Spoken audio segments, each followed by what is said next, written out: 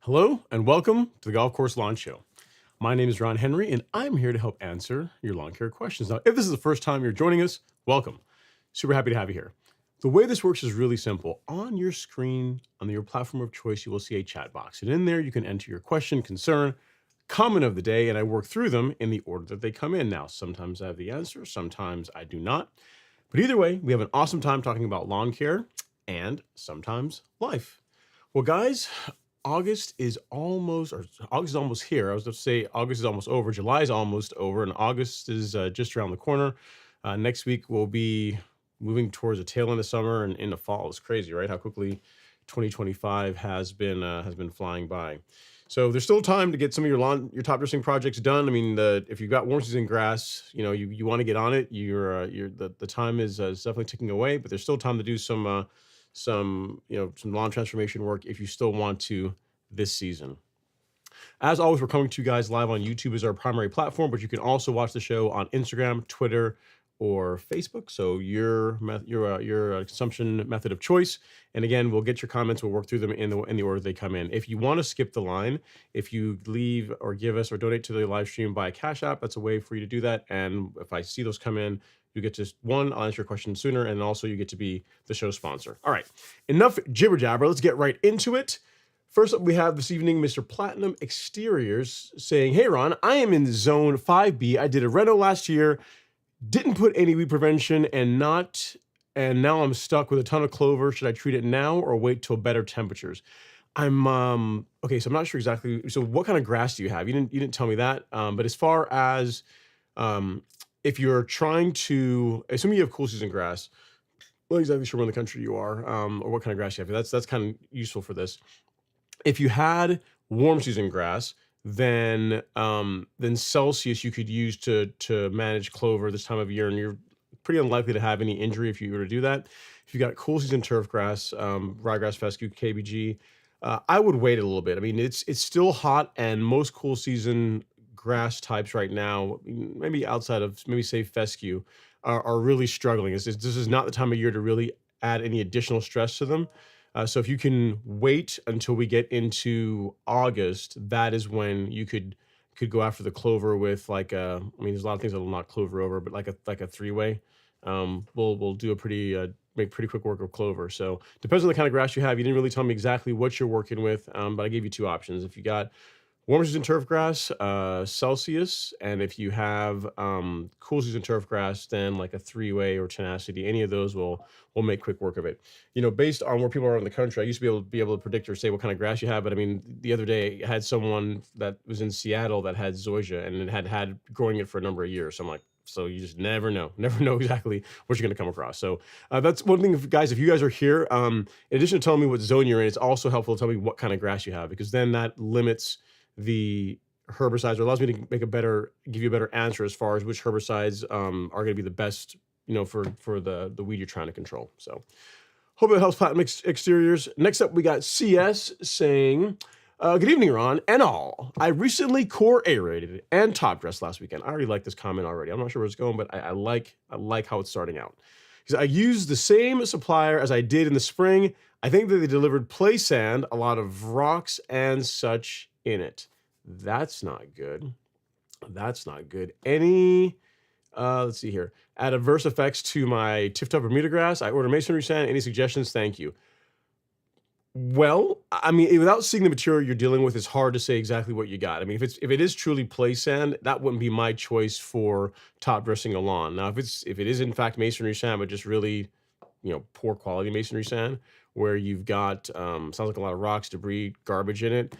If you're willing to get all that out, like if you're willing to rake it all out, and if it were me, I'd probably, if it were that bad, I'd probably screen it before I put it on the lawn, because it's less work to screen it before you put it out versus putting it out on the lawn and then have to get it out after the fact. And especially if you're reel mowing, you just don't want to really take the chance of potentially nicking a reel or damaging the mower by running over a rock or something like that. So hard to say without knowing exactly if in fact it is play sand or masonry sand. If it is masonry sand, I would screen it and then put it out. Play sand is not a great material for top dressing a lawn. It's not what I would recommend.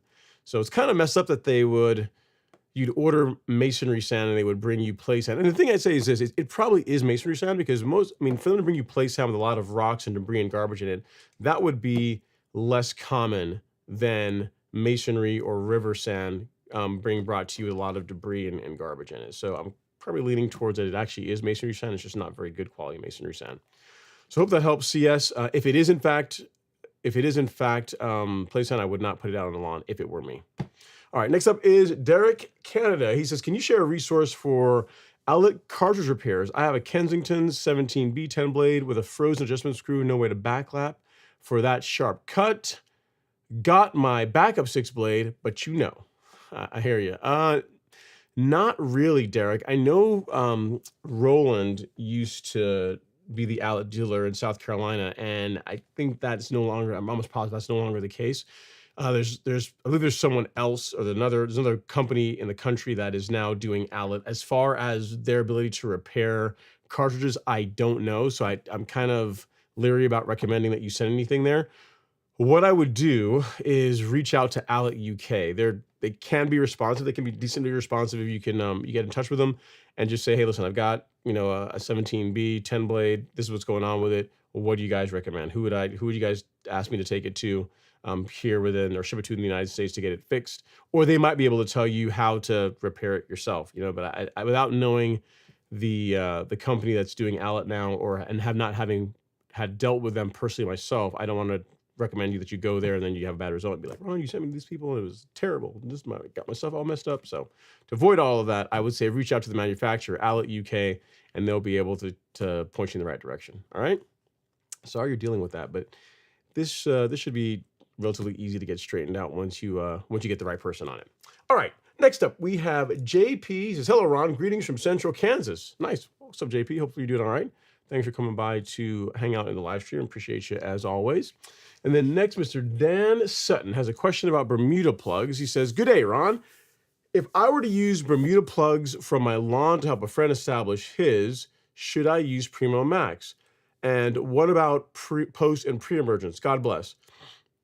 Okay, so I'm trying to understand the question. So if you are taking the plugs out and transferring them into your friend's lawn to help him establish it, no, I would not use Primo on like new plugs that you're using to help establish a lawn. If you're talking about like plugs that are already in your lawn, and you maybe at some point in the future you're going to take plugs out and give to him, like I would just do your program as always. I wouldn't really change that. But once you've moved them over to his lawn, I would just, if anything, just feed it and mow it and just give it time is what I would say. I wouldn't really do anything to try and inhibit growth as it's growing in. Really the best thing you can do for new grass, I know it sounds kind of boring, sounds like a broken record, not super sexy, but it's just mowing it. Like mowing is one of the best things you can do to really help a lawn fill in and establish. I mean, that's what I point to a lot as far as why, you know, my zoysia has grown in and is established the way that it has. You know, on that note, like you're looking at that lawn is less than 4 months old at this point. It's been top dressed twice. It's had herbicide sprayed on it,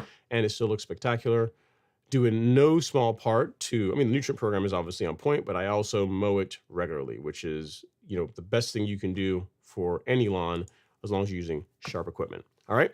So hope that helps, Dan. I'm not sure if I answered your questions. I'm not sure if you're talking about using Primo on the plugs when they're in his lawn. If that's the question you're asking, I would say no. I would just feed them, water it, mow it. But if you're still waiting to do it, I would just do your program as usual. As far as pre-emergent, I'll answer this if the plugs are in his lawn.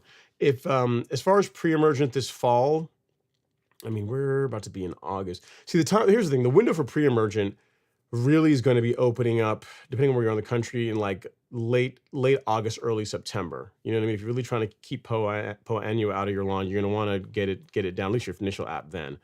So I mean, I say this: if you're talking about bare dirt, bare soil, and there's nothing there, yeah, you probably are going to want to put some pre-emergent down, because if you don't, you're going to have an incredible amount of weeds you're going to be dealing with in the lawn while you're waiting for those Bermuda plugs to spread. So here's the thing I would say, Dan. You know, you didn't ask this, but I know maybe it's a cost thing. But if you were going to try and grow a new lawn or establish a new lawn from plugs, late July is not really the best time to do that if you're dealing with Bermuda. You know what I mean? There's really not enough time left in the season for that to really fill in, and to where in the spring next year, you're not going to be dealing with a mess on your hands with some Bermuda and a whole lot of weeds. Is there any way that they can just sod the lawn like that? I mean, I realize it's more expensive, but it's like that is, you know, in August, if someone was going to tell me they were going to establish a Bermuda lawn, I really wouldn't say try and grow one from seed. And I would not say, you know, use like vegetative propagation. Don't use sod or plugs. Sorry, don't use plugs as a way to help establish a brand new lawn. For me, I would sod it. So if budget permits, that's the way that I would go this time of year. If we were talking in like March, April, I'd say, yeah, go for it. You got plenty of time, plenty of growing season to allow the Bermuda to fill in. But late July, early August, there's not really a lot of time before it starts slowing down. We're probably 10 weeks away. So we got, let me see, all of August, all of September. Yeah, so like early August is going to start cooling off, and it's kind of unlikely, depending on how big the property is and how many plugs you're transferring in, that it's going to be fully filled in before Bermuda really starts slowing down. So your call, just something else for them to think about with the new lawn. Sod would be what I would tell them to do. All right, next up is Jackie Bear. He says, happy Friday, everybody. Have an excellent stream, Brother Ron. I appreciate that, Jackie. Thank you so much for the kind words. You are always a staple, always here supporting the live stream, and I do appreciate it. I do appreciate it. You know what? I shut down TextMate, so I'm not going to be able to, I need to make notes. All right. Next up, we have Aaron Pate. He says, Ron, how many times per year are you applying fungicide? Also, how many applications do you watering in versus foliar application? Regardless of what's present, will you do both for prevention? Okay, so Aaron, so as far as what I do is for fungicide apps, it's a total of 4 per year, but they're really grouped in pairs. So I can actually show you. I can tell you, but I can just show you. It's probably easier to do that. So if you're a Golf Course Lawn Store, if you go to resources and then our lawn care schedule, which is free to access right there, and you scroll down to the section on month by month product applications or cultural practices, things you should be doing to keep your lawn amazing. If you look in the month of May and June, you will see first spring fungicide app and then second fungicide app, and then nothing really until we get all the way to October. And we do another fungicide app in the fall and another one in November. So May and June, and then again in October and November is what I do for fungicide. In both cases, I water it in. I water because I'm using it preventatively. I apply it and then I water it in either that day or the next day. So in all cases, that's what I'm doing. So hope that helps. Our total is 4, but as far as pairings is how that spreads out, it's like again 2 month separated by a month, May, June, and then another one October, November is how I do it. All right, and that's done a pretty good job as far as keeping my lawn disease free. So hopefully that helps answer your question. As far as the why behind it, if you think about in the May and June applications, that is when we're still getting a fair amount of rainfall from the spring, but it's also starting to heat up. So if your lawn is predisposed to have diseases like brown patch, large patch in your lawn, that is when oftentimes it will manifest. So doing a preventative app in May and June is the reason why I do that. And then for the fall applications, for me, the real thing for that, in my case with warm season grass, is to keep spring dead spot or to minimize the chances of spring dead spot the following year. If you have cool season grass, the reason why you'd want to do this is to minimize the damage from like snow mold, pink and gray snow mold. So that's where your fall fungicide apps make sense for cool season turf grass. All right.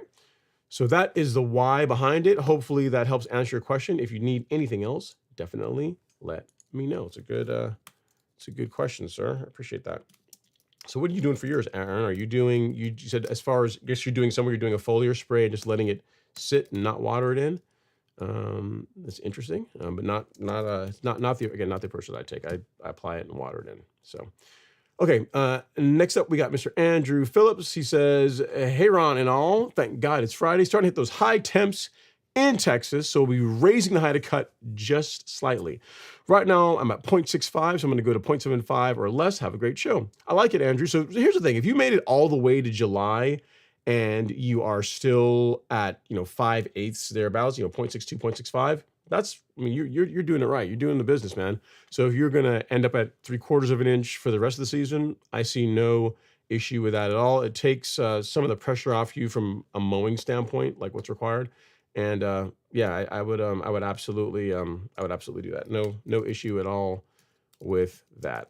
I thought you were supposed to be moving, man. Are you still in the same place, or did you actually end up finding someone to buy your place? I know you were talking about that, but I'm not sure if you actually ever moved.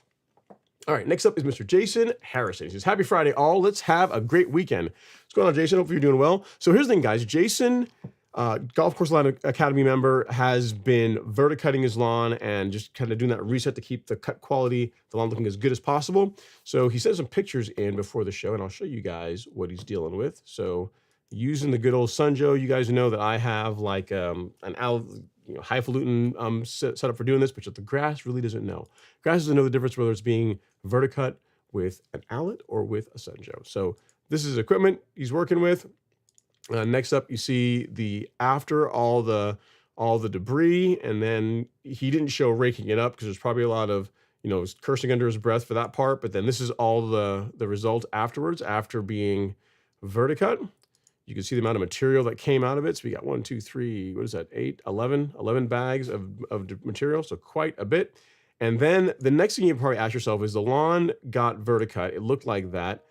How long does it really take to recover? What does it look like after recovery? So this is 10 days before, and then this is what it looks like 10 days later. So you can see the color looks incredible. Stripes look great.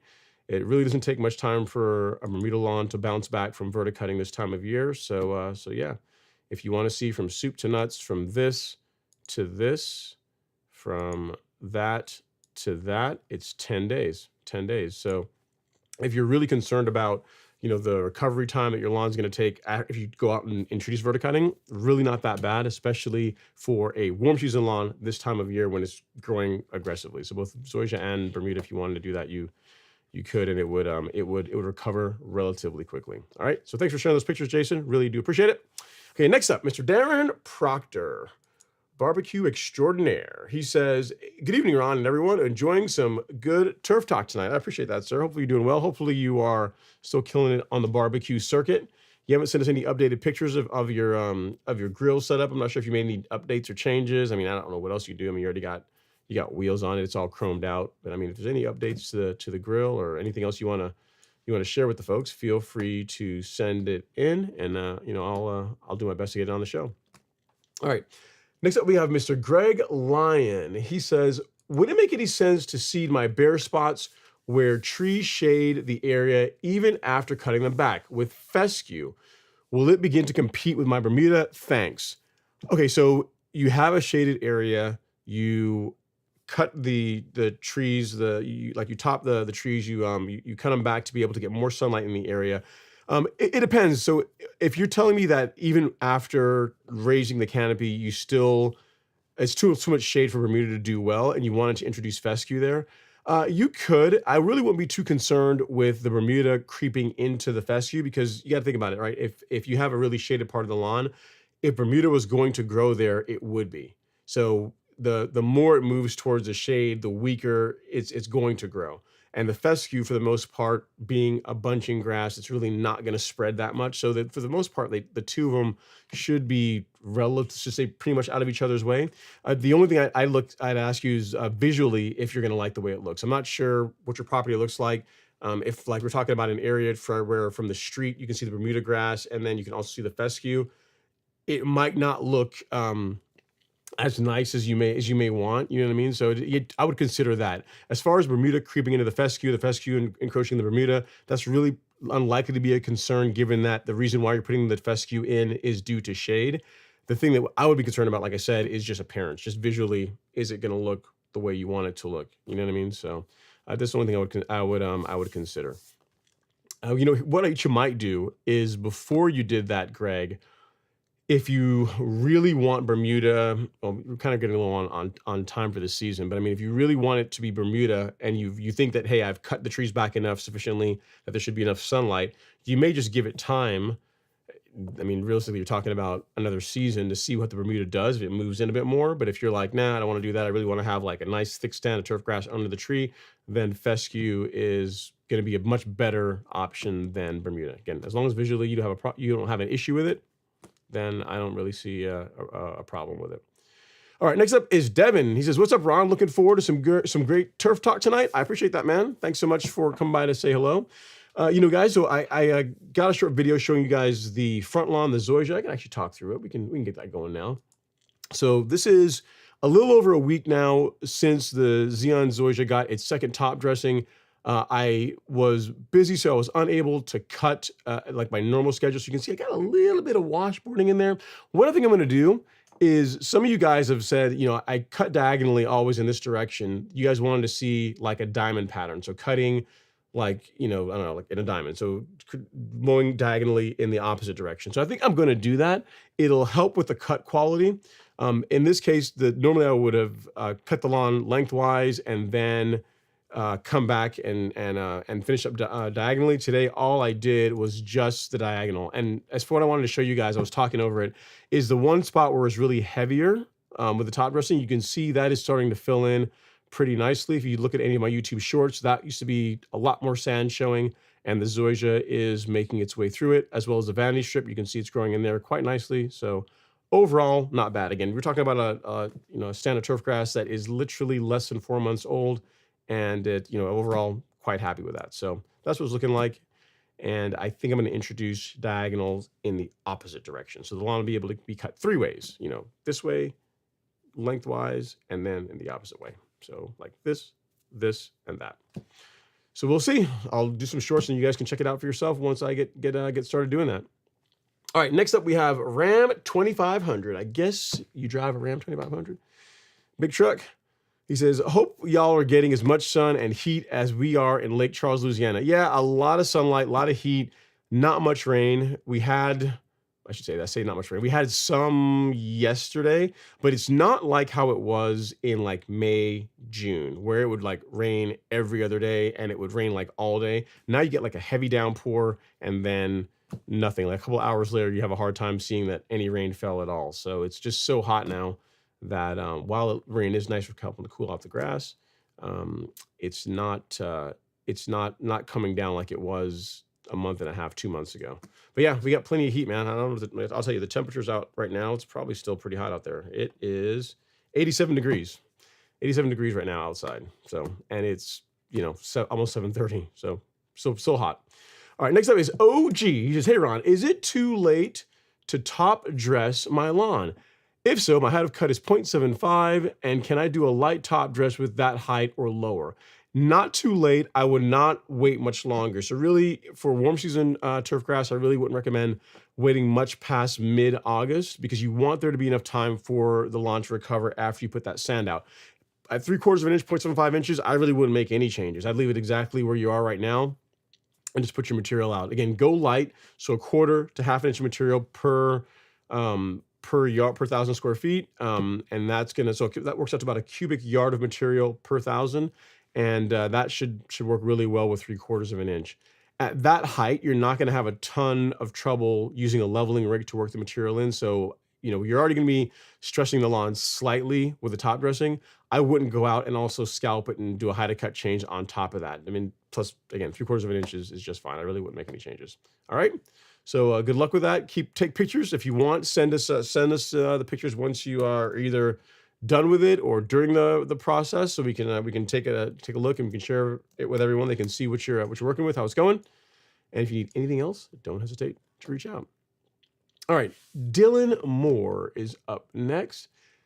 He says, I'm about to start cutting out windmill grass in plugs from my front yard and replacing it with plugs from my backyard. Any advice for that process? I don't know what windmill grass is. It sounds like probably some kind of prairie grass. What is windmill grass? So you have a lawn. Oh Lord, that's not nice. Yuck. Oh yeah. So your question is, should you any suggestions for removing it and then replacing it? So when you say cutting it out, you're going to you're just gonna pull it, or how are you cutting out? You're gonna like use a sod cutter to take away a layer and get it out that way. If it were, here's the thing, Dylan, what kind of grass is in your backyard? Because again, like the viewer earlier that asked the question about plugs, if you have a warm season grass like Bermuda, I don't really know at this time of year that you're going to have enough time to really get a lawn filled in by using plugs. So if you can, if you really want to have grass and have this project done, if you can kill off the windmill grass, cut it all out, get it gone, and then sod the area, that would really be the way to go. If you're talking about like Bermuda or zoysia, there's not really a whole lot of time left this year to really begin to fill in a lawn just using plugs. So ultimately your call. So hope that helps. But again, if it were me and you're really looking to get rid of, what looks like a big weed to me in your front lawn, then now would not be the ideal time to do it. If it's the entire lawn, like if you have a small 3-foot by 3-foot section where you got this windmill grass in it and you're going to get that out and then plug it, that would be okay. But what I wouldn't want you to do is have a front lawn that's all covered in it, which I would hope it's not, and then use plugs as a way to try and get the entire lawn converted to what you have in the back. I don't think there's enough time in the season left for that. All right, next up is Mr. Kevin Duzik. He says, happy Friday. Too much rain down here in Mississippi? I think Mississippi. But excited to mow this weekend. Nice. You can send some of it this way here in Georgia. We get some really heavy for 20 minutes and that's it. So if you want to send some of that rain this way, we would really appreciate it, Kevin. But do enjoy getting out there and mowing your lawn this weekend. Always fun to enjoy the mow. Next up, we got Mr. Robert Rainey. He says, what's up, everyone? What's going on, Robert? Hopefully you're doing well. Thanks for coming by to hang out this season and just hang out with us and say hey. All right. Next up is Michael Coon. He says, hey there. I've gotten some contradictory results when researching if PGR will actually help Bermuda grass grow horizontally and fill in bare spots. What I'll tell you is this: does growth regulator in general promote lateral growth when coupled with regular mowing? Yes.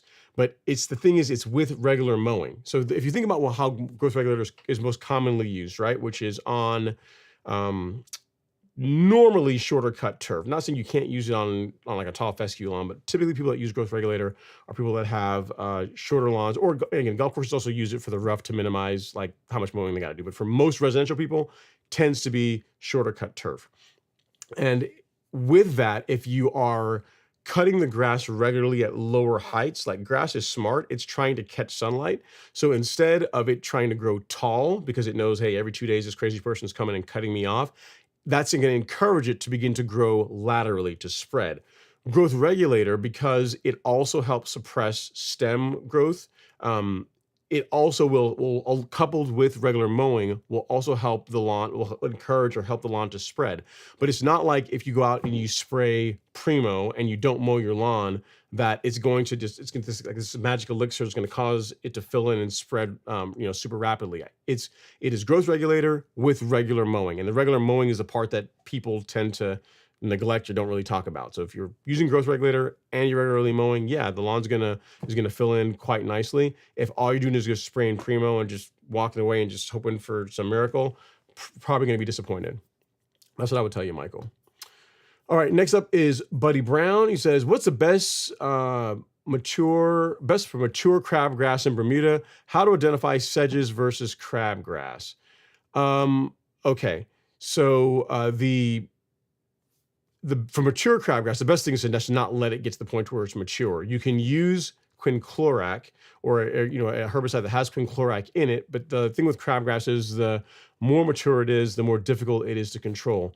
What I would point you towards if you're looking for crabgrass control, if you go to the golf course lawn store, go to shop, and then weed killer, an option for a herbicide with quinclorac in it would be like Drive Accelerate. This would be a good option for controlling crabgrass in a Bermuda lawn. Like most herbicides, it works better when you are controlling the weed when it's younger. The more established the weed is, kind of like anything else, right? A baby is less strong than a grown adult.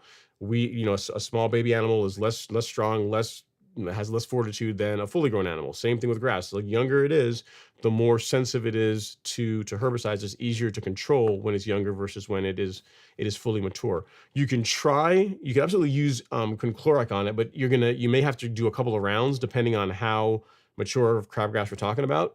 That would be my recommendation. Accelerate, quinclorac along with a surfactant. Or you could go with a methylated seed oil if you wanted to as well. But these two I would consider this absolutely necessary if you're going to try and go after mature crabgrass with quinclorac, with Drive. All right. And then how to identify sedges versus crabgrass. The leaf of sedges tends to be finer. There's the spine. Well, without having pictures, it's difficult to show you. So do you know what? I don't know if I got any pictures. I don't have any pictures of crabgrass in this. I don't. Let's do it this way. I think I can show you. Here. If we go look at weeds, and this will work. Okay. So if you go to the golf course lawn store, go to resources in our blog. You guys have noticed we're working on improving things, because one of the complaints you guys had was, hey, it's really hard to find articles. So now you've got like filters, you can find stuff. So we can look at weeds, which both crabgrass and nutsedge would be considered. If we went out and looked at nutsedge, you'll see here, I've got some pictures of it. You see how it tends to have a thinner blade. The tip of nutsedge tends to be more pointed, and as far as color compared to crabgrass, it's I find it to be like a shinier color than what you're going to find with crabgrass. So crabgrass is going to be a lot thicker leaf than what you would have with sedges. So this is another example of a sedge. Yeah, so we got some like green nutsedge here. You see how that looks? It's a thinner, finer blade, kind of shiny in appearance. And if we compare that to crabgrass, I think we got a blog in here about crabgrass. Maybe it's the next page. Let me look here. I think maybe the one on the first page, I think on page 1, that blog may have some crabgrass in it. How to print Poa annua.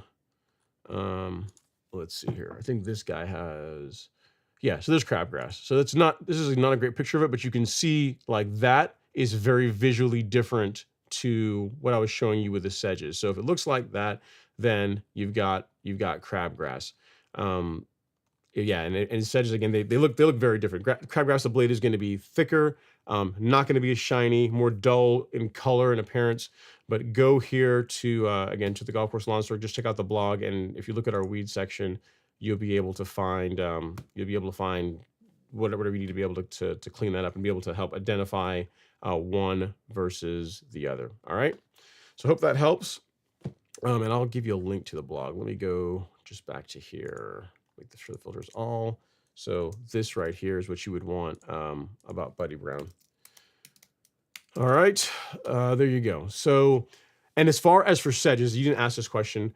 So for crabgrass, quinclorac. For sedges, I would use, if you have cool season grass, use Sedgehammer, which I don't have yet. Here, I do have it. So for cool season turf grass, you could use Sedgehammer. For warm season turf grass, I would use Certainty. So now here's the thing.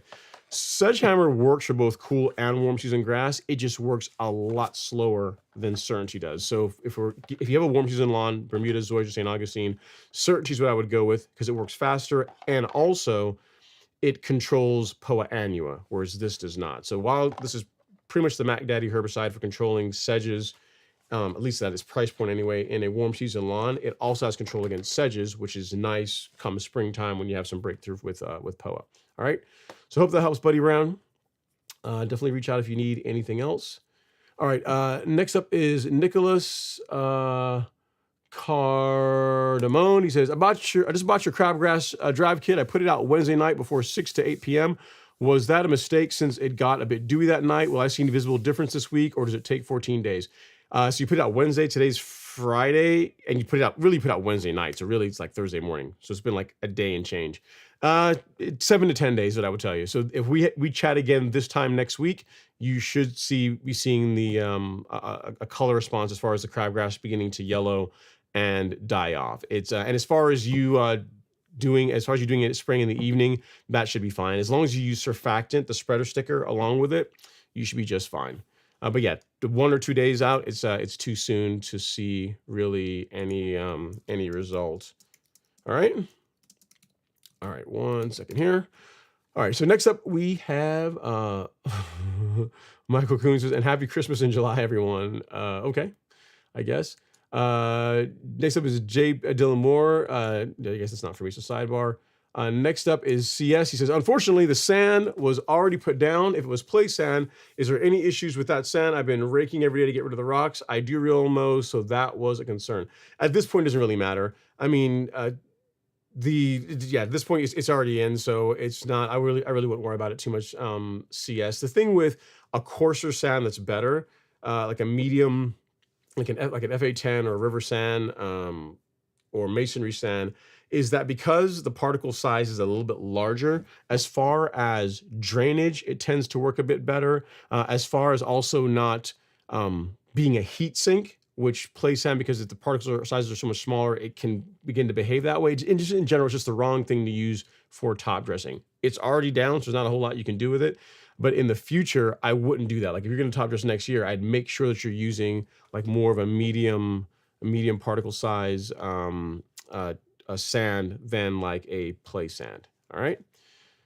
Okay. Next up is True Gator Fan. Let's see here. He says, happy Friday, Ron and all. I just spot sprayed Celsius on crabgrass. Now it's coming back on the vanity strip and side lawn where my neighbor's weed lawn is. Should I treat again or just wait for pre-emergent? So yeah, so Celsius, here's the thing I would say, True Gator Fan. If you have warm season grass, if you have Bermuda, really what you want to use for crabgrass is quinclorac. So a product like Drive Accelerate is what I would point you towards for crabgrass control in a warm season lawn. Celsius to control crabgrass, while it is labeled to control it, really I would reserve that for controlling crabgrass in a St. Augustine lawn or a centipede lawn where you cannot use quinclorac, right? Because quinclorac will injure and or kill those grass types, but Bermuda tolerates it fairly well. So if you've got warm season grass, which I'm pretty sure you do, quinclorac is what I would tell you to go after, use for crabgrass versus Celsius. All right. And then as far as waiting till next year, yeah. So as far as treating with pre-emergent, your treatment with pre-emergent for crabgrass is not going to be until the spring of next year. So if you're saying you just want to wait it out for the rest of the year, you still got another August, September, October, probably another three-ish months, maybe 3.5 to 4 months with crabgrass still hanging around, depending on where you are in the country. So yeah, I would knock it out. I would use a selective herbicide like Drive to do that. All right. So I'll send you a link here really quickly to it if you want to take a look. But yeah, if you don't have Centipede or St. Augustine, quinclorac, a product with quinclorac in it, like Drive Accelerate, is what you're going to want to use. I wouldn't really use Celsius for that. It's really not necessarily the best option for crabgrass control in a warm season lawn. And you're saying you sprayed June 21st. So you got some control, but then it started to recover, or some of it started coming back. Yeah, quinclorac is going to be a better option for you. So the link I sent you there, take a look at that. That's what I would go with if it were me. All right. Next up is Oliver Ritzim. He says, "What's happening, Ron? Not too much, man. Just hanging in there, living the dream. Living the dream." He says, "What's temperatures are 100 degrees here.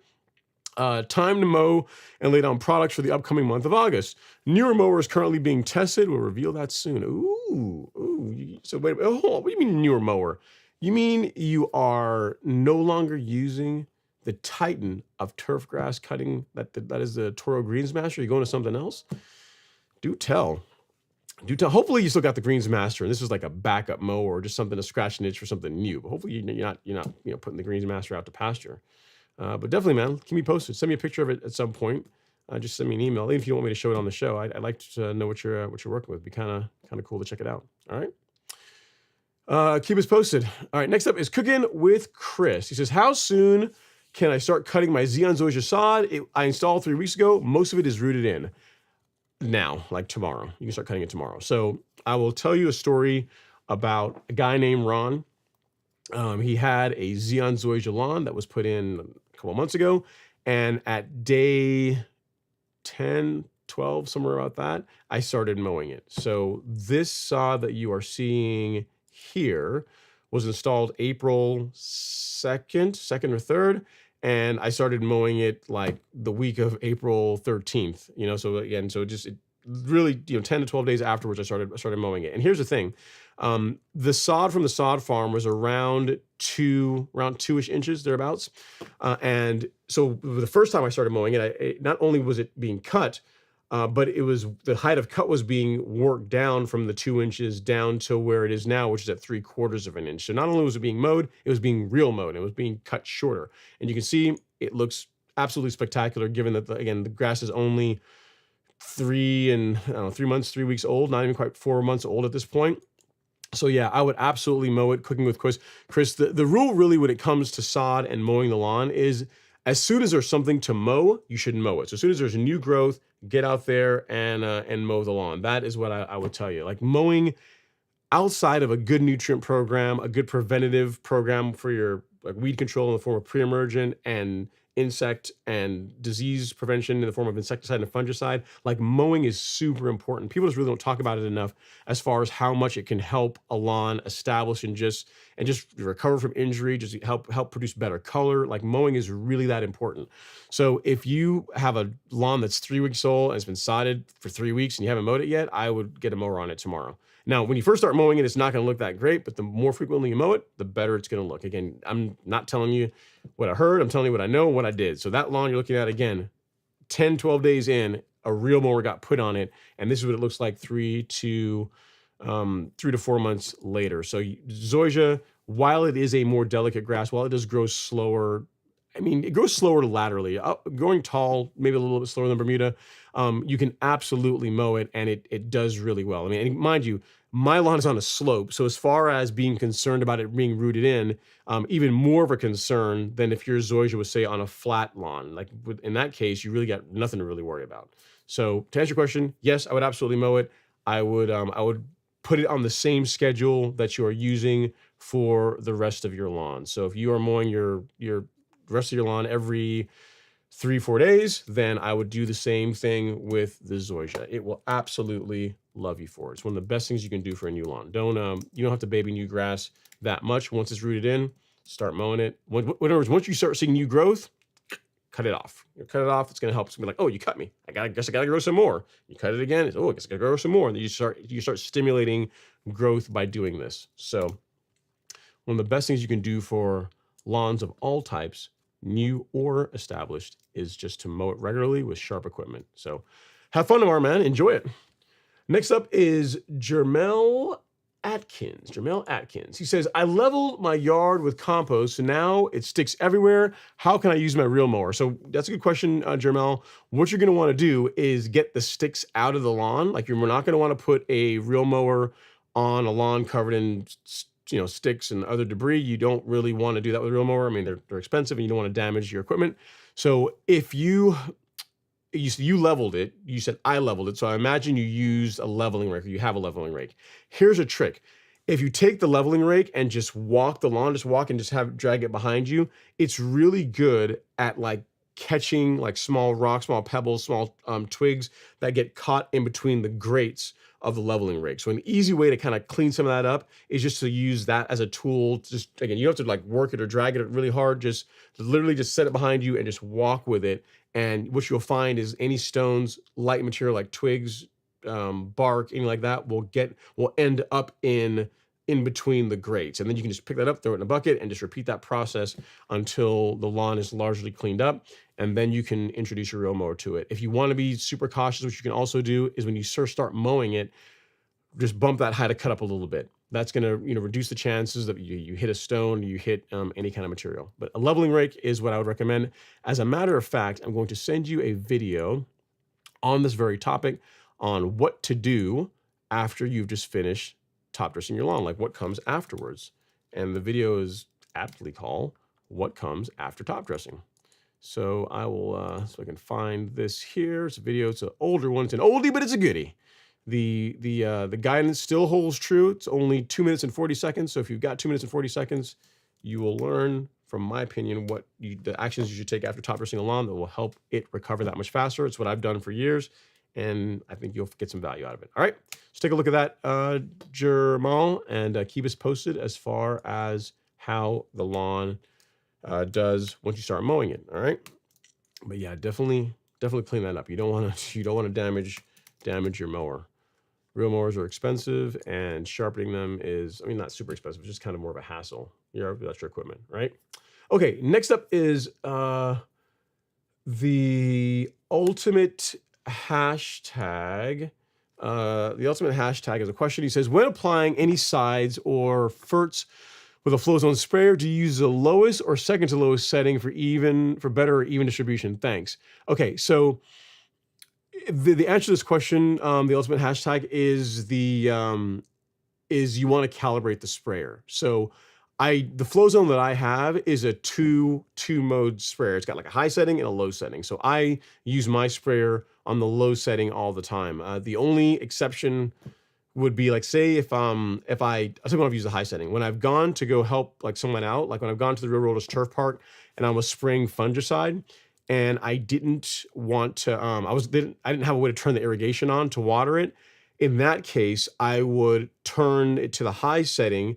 And what that did is it caused the sprayer to put out about 2 gallons of water thereabouts over 1,000 square feet. So I was just using more water, or just using up more carrier to help wash the fungicide down into the soil versus how I would do it on my lawn, which is using the lower setting, which gets me more coverage out of 4 gallons of solution and then watering it. So long short is you're going to want to go towards the lower settings, and to know which one, whether the absolute lowest one or the second to lowest one, is to calibrate your sprayer.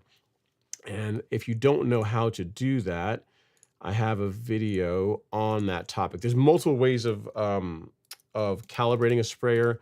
This is just one way that I do it. It works well for me, and it's some really, really simple math. If you follow it, it's you don't have to do it really once, and then you'll be good to go. It'll help you establish what walking pace you need to have at that spreader setting or that sprayer setting to put out approximately 1 gallon of solution over 1,000 square feet. Once you nail that, then using a sprayer becomes easy. That's the hardest part about spraying liquids. When people have problems with spraying liquids on a lawn, or they have like not great results, they either spray too heavy or spray too light, is because they haven't taken the time to do what I'm going to show you here in this video. I'm going to point you towards in this video.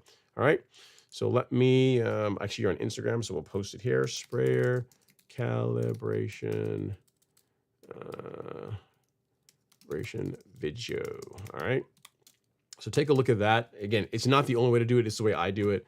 That will get you on the right path. And as far as some guidance with this is that if you, for every spray nozzle, here's the thing: if you're using T-jet spray nozzles and you're buying nozzles that have the same flow rate, so whether you have like the flood jet or a foliar spray nozzles, I think I've got two here. Yeah. So if you get like two nozzles like this, like one is for foliar applications, and then one is for like soil-based products, so a flood jet. If you get spray nozzles that are designed for the same flow rate, technically you could calibrate just this, and then this guy should also put out a gallon of solution over the same 1,000 square feet. Assuming your walking pace is the same. If you want to be super precise, what you can do is you can calibrate them separately. But I mean, normally if you get two nozzles that are designed to flow at the same GPM, same gallon per minute, then even switching between like a foliar spray tip and a flood jet spray tip, you should still be good to go. But you got to do this process at least one time with one of these. All right, check out that video. That will get you on the right path. And if you need anything else, let me know. All right. Okay, next up is Aaron Pate. He says, I always tend to have a gray leaf spot at some point during the year. Foliar application is what's recommended. Yeah, in that case, then, so what I would say is this.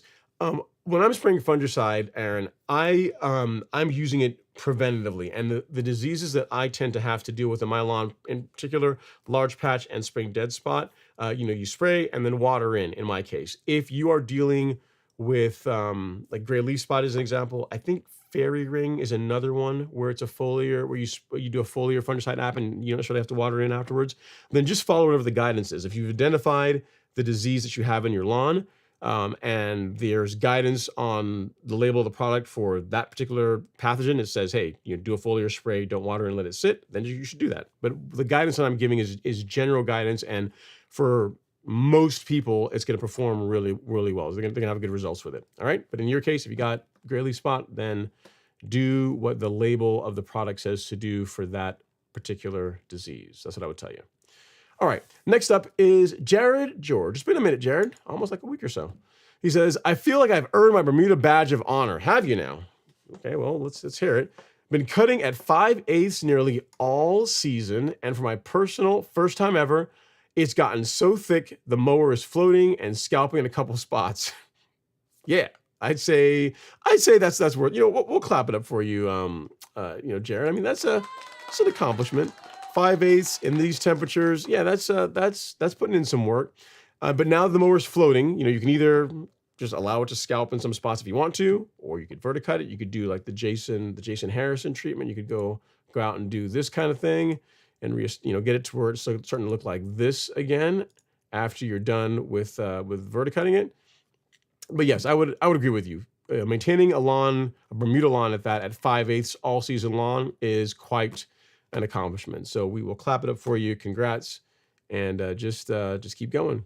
He says, I'm not mad, just proud to say I finally got there. Verticut time. I agree with you. Nice work. All right, Justin King's up next. He says, hey, Ron and gang. What's going on, Justin? And then It's Me 2017 says, do you have to water in liquid iron? And if so, how much time after? Depends on the product you're using. The products that we carry on the golf course lawn store do not require irrigation afterwards. So if you look at our micronutrient, which we worked with the nice folks at the Andersons to put together, if you go to shop and then lawn fertilizer, and we just look at this, there we go. This micronutrient, you don't have to water this in. It's designed for foliar uptake. You spray it, allow it to dry, spray and go on with your day. You're good to go. And again, if you are using a product that requires it to be watered in afterwards, I would just read whatever the label tells you to do. So, general advice, I mean, if it's designed to be watered in, it doesn't really matter. If it's designed to be watered in, you can water it in right after application. If it's designed for foliar uptake, then you would not water it in after application. So the product will tell you, like in the application instructions, whether or not it needs to be watered in, and if there's any guidance on how long to wait, that would be on the label too. But in most cases, there's not really too much of a waiting interval. All right, it's me 2017. But again, if you wanted to have an option for liquid iron, you can take a look at this, assuming you don't already have one. All right.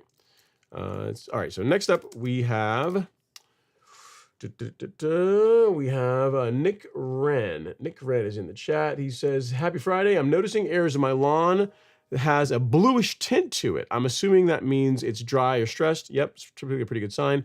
If I'm right, would you hand water those areas or just increase the irrigation duration? Either way can work." So what you can find, Nick, is that my lawn is the same thing. You'll have some areas of the lawn that will dry out and will show heat stress sooner than other parts. If it's just a few areas, you can spot water. That's what I do with my lawn. So I don't like increase the irrigation run time really in the summer. I just get out there with a hose and have a podcast on, just go and just spot water those areas, a couple times per week. So it really depends on you. If it's a large section of the lawn, then yeah, you could go ahead and increase your irrigation if you wanted to. But in my case, I just spot water. All right.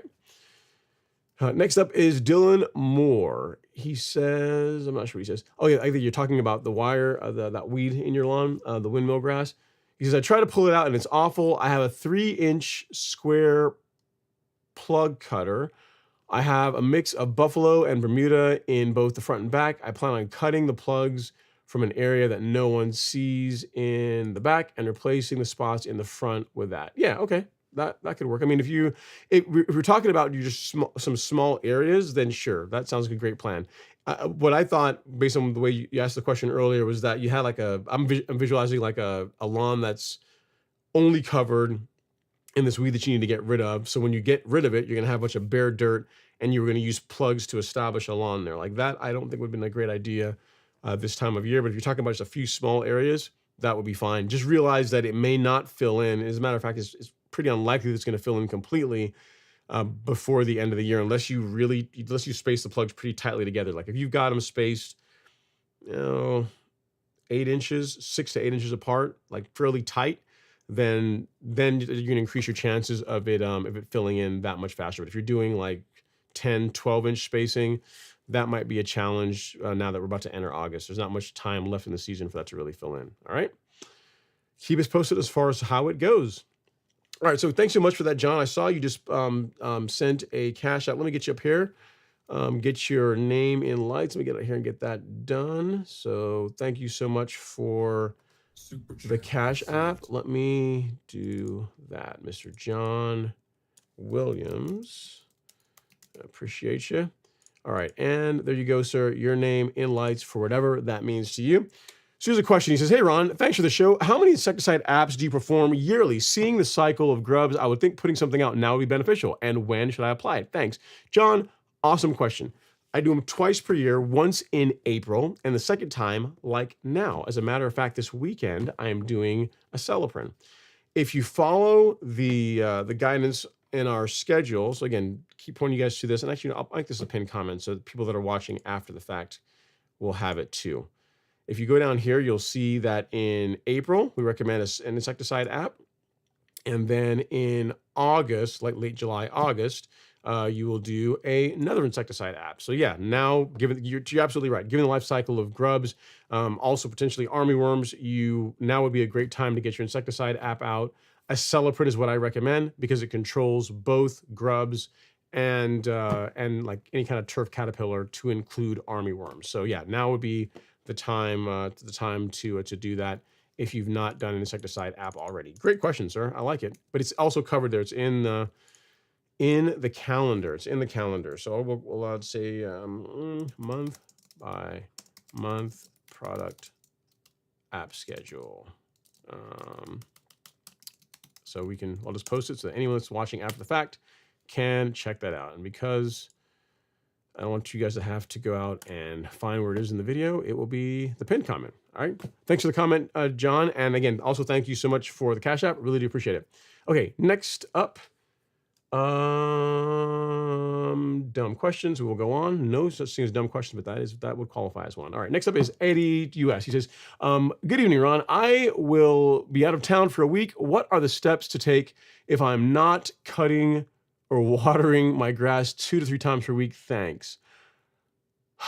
You're gonna have a bit of a mess on your hands when you come back. This is what I'll tell you, Addie. If no one can mow it, especially if you're someone you've been mowing it like 2, 3 times a week, and you're going to go from mowing like 2 to 3 times per week to nothing for a week, it's going to be a bit overgrown when you get back. The good news is that over the course of 2 to 3 mows, you'll be able to get it recovered and have it looking decent again. The first mow after you come back, it's not going to look great. You are gonna likely lose some color. You're gonna be scalping it a little bit. So there's that.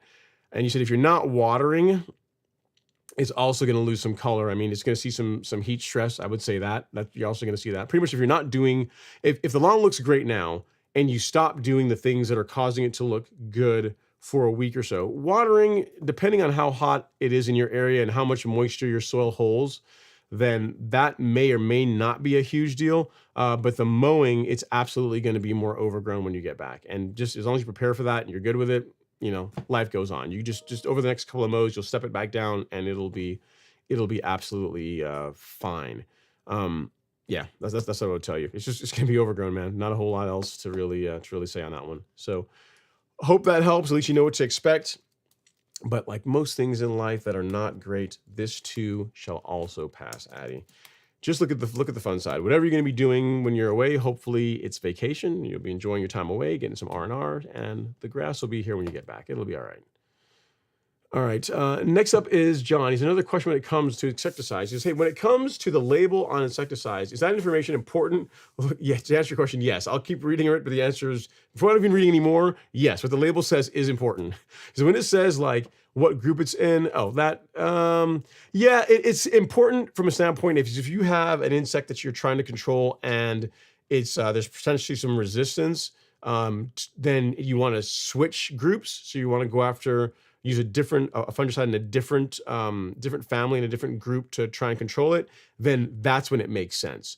So, but as far as you having to memorize what group a particular insecticide is in, for all intents and purposes, no, you don't need to really worry about that, or it's not really information that's going to matter. It's more so as if you are using one and then you're dealing with some bug that's just kind of a pain, and that insecticide is not producing the results, not controlling it, and you want to try a different one, the going to a different group will basically you're getting a different mode of action to try and control that insect. So that's how you would use that. So in that case, for what you're talking about, no, not important.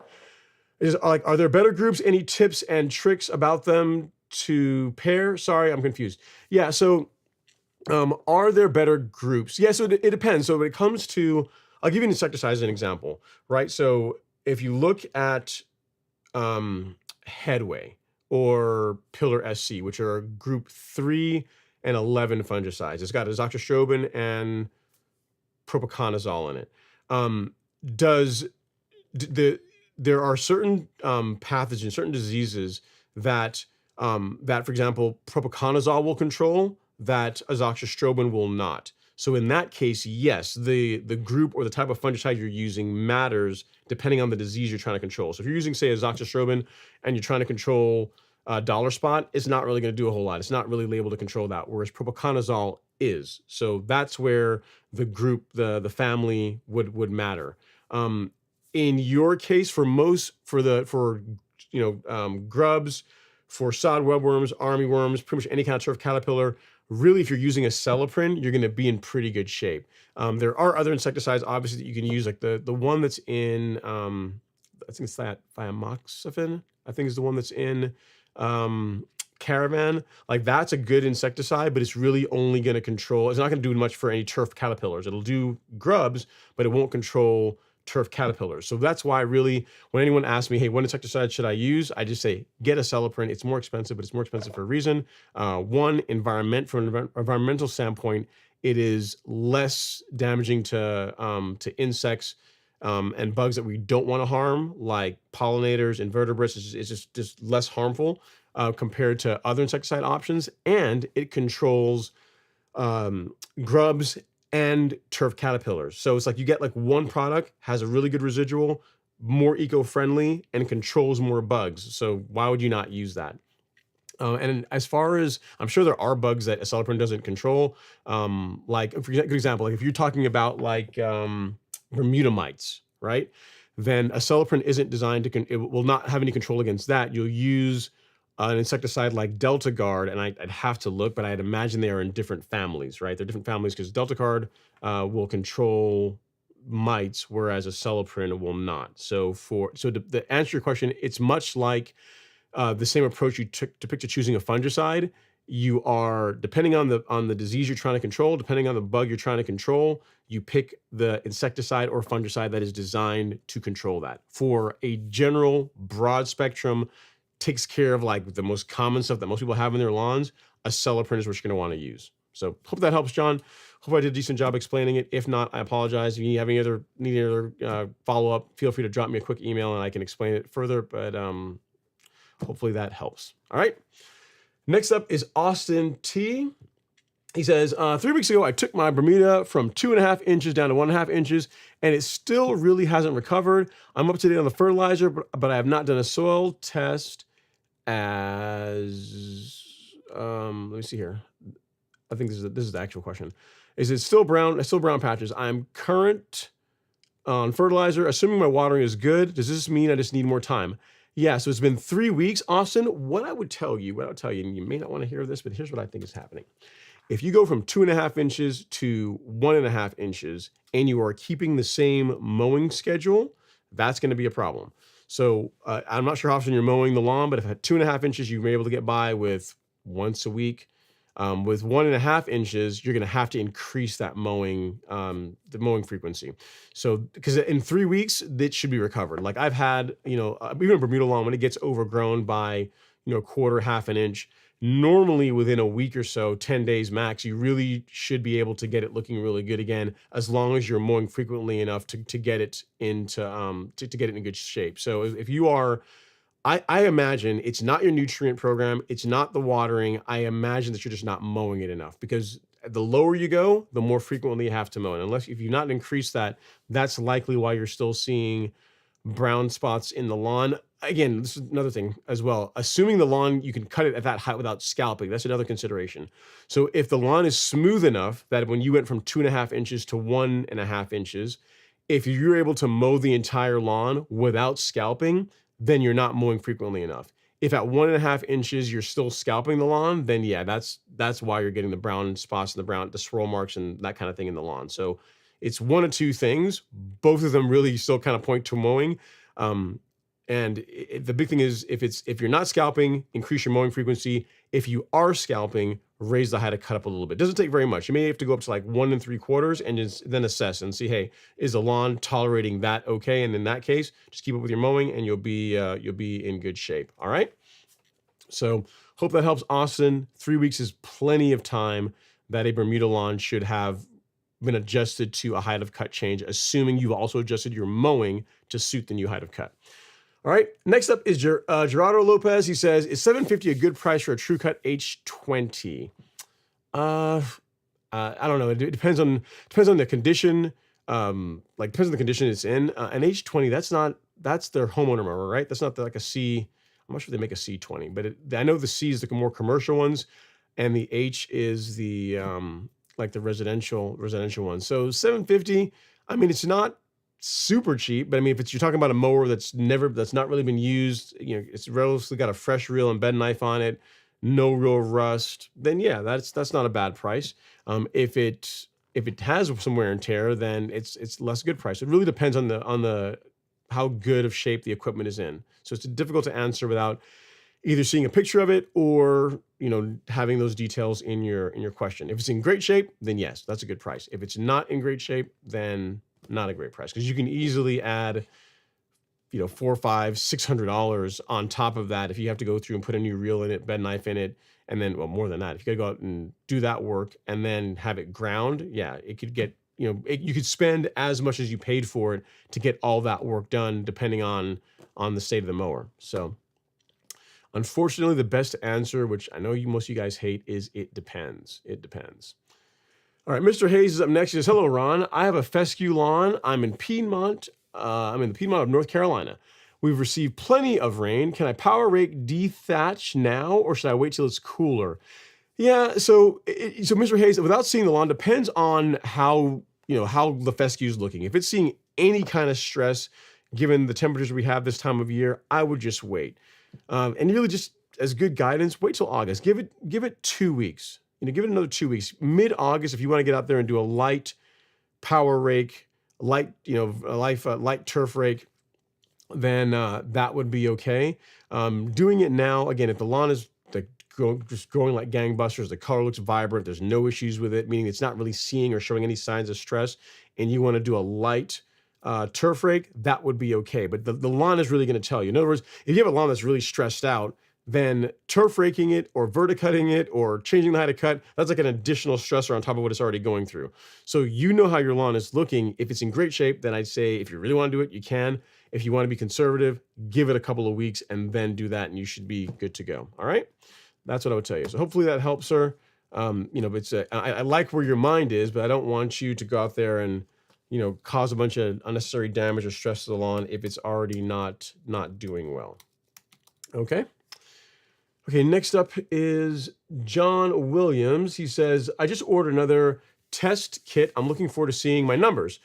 Coming into August, September, should I switch to more of a stress fert? I love that 12024. I think it is. My iron and phosphorus is, I don't know what the rest of your question is. Okay, is H, I guess high.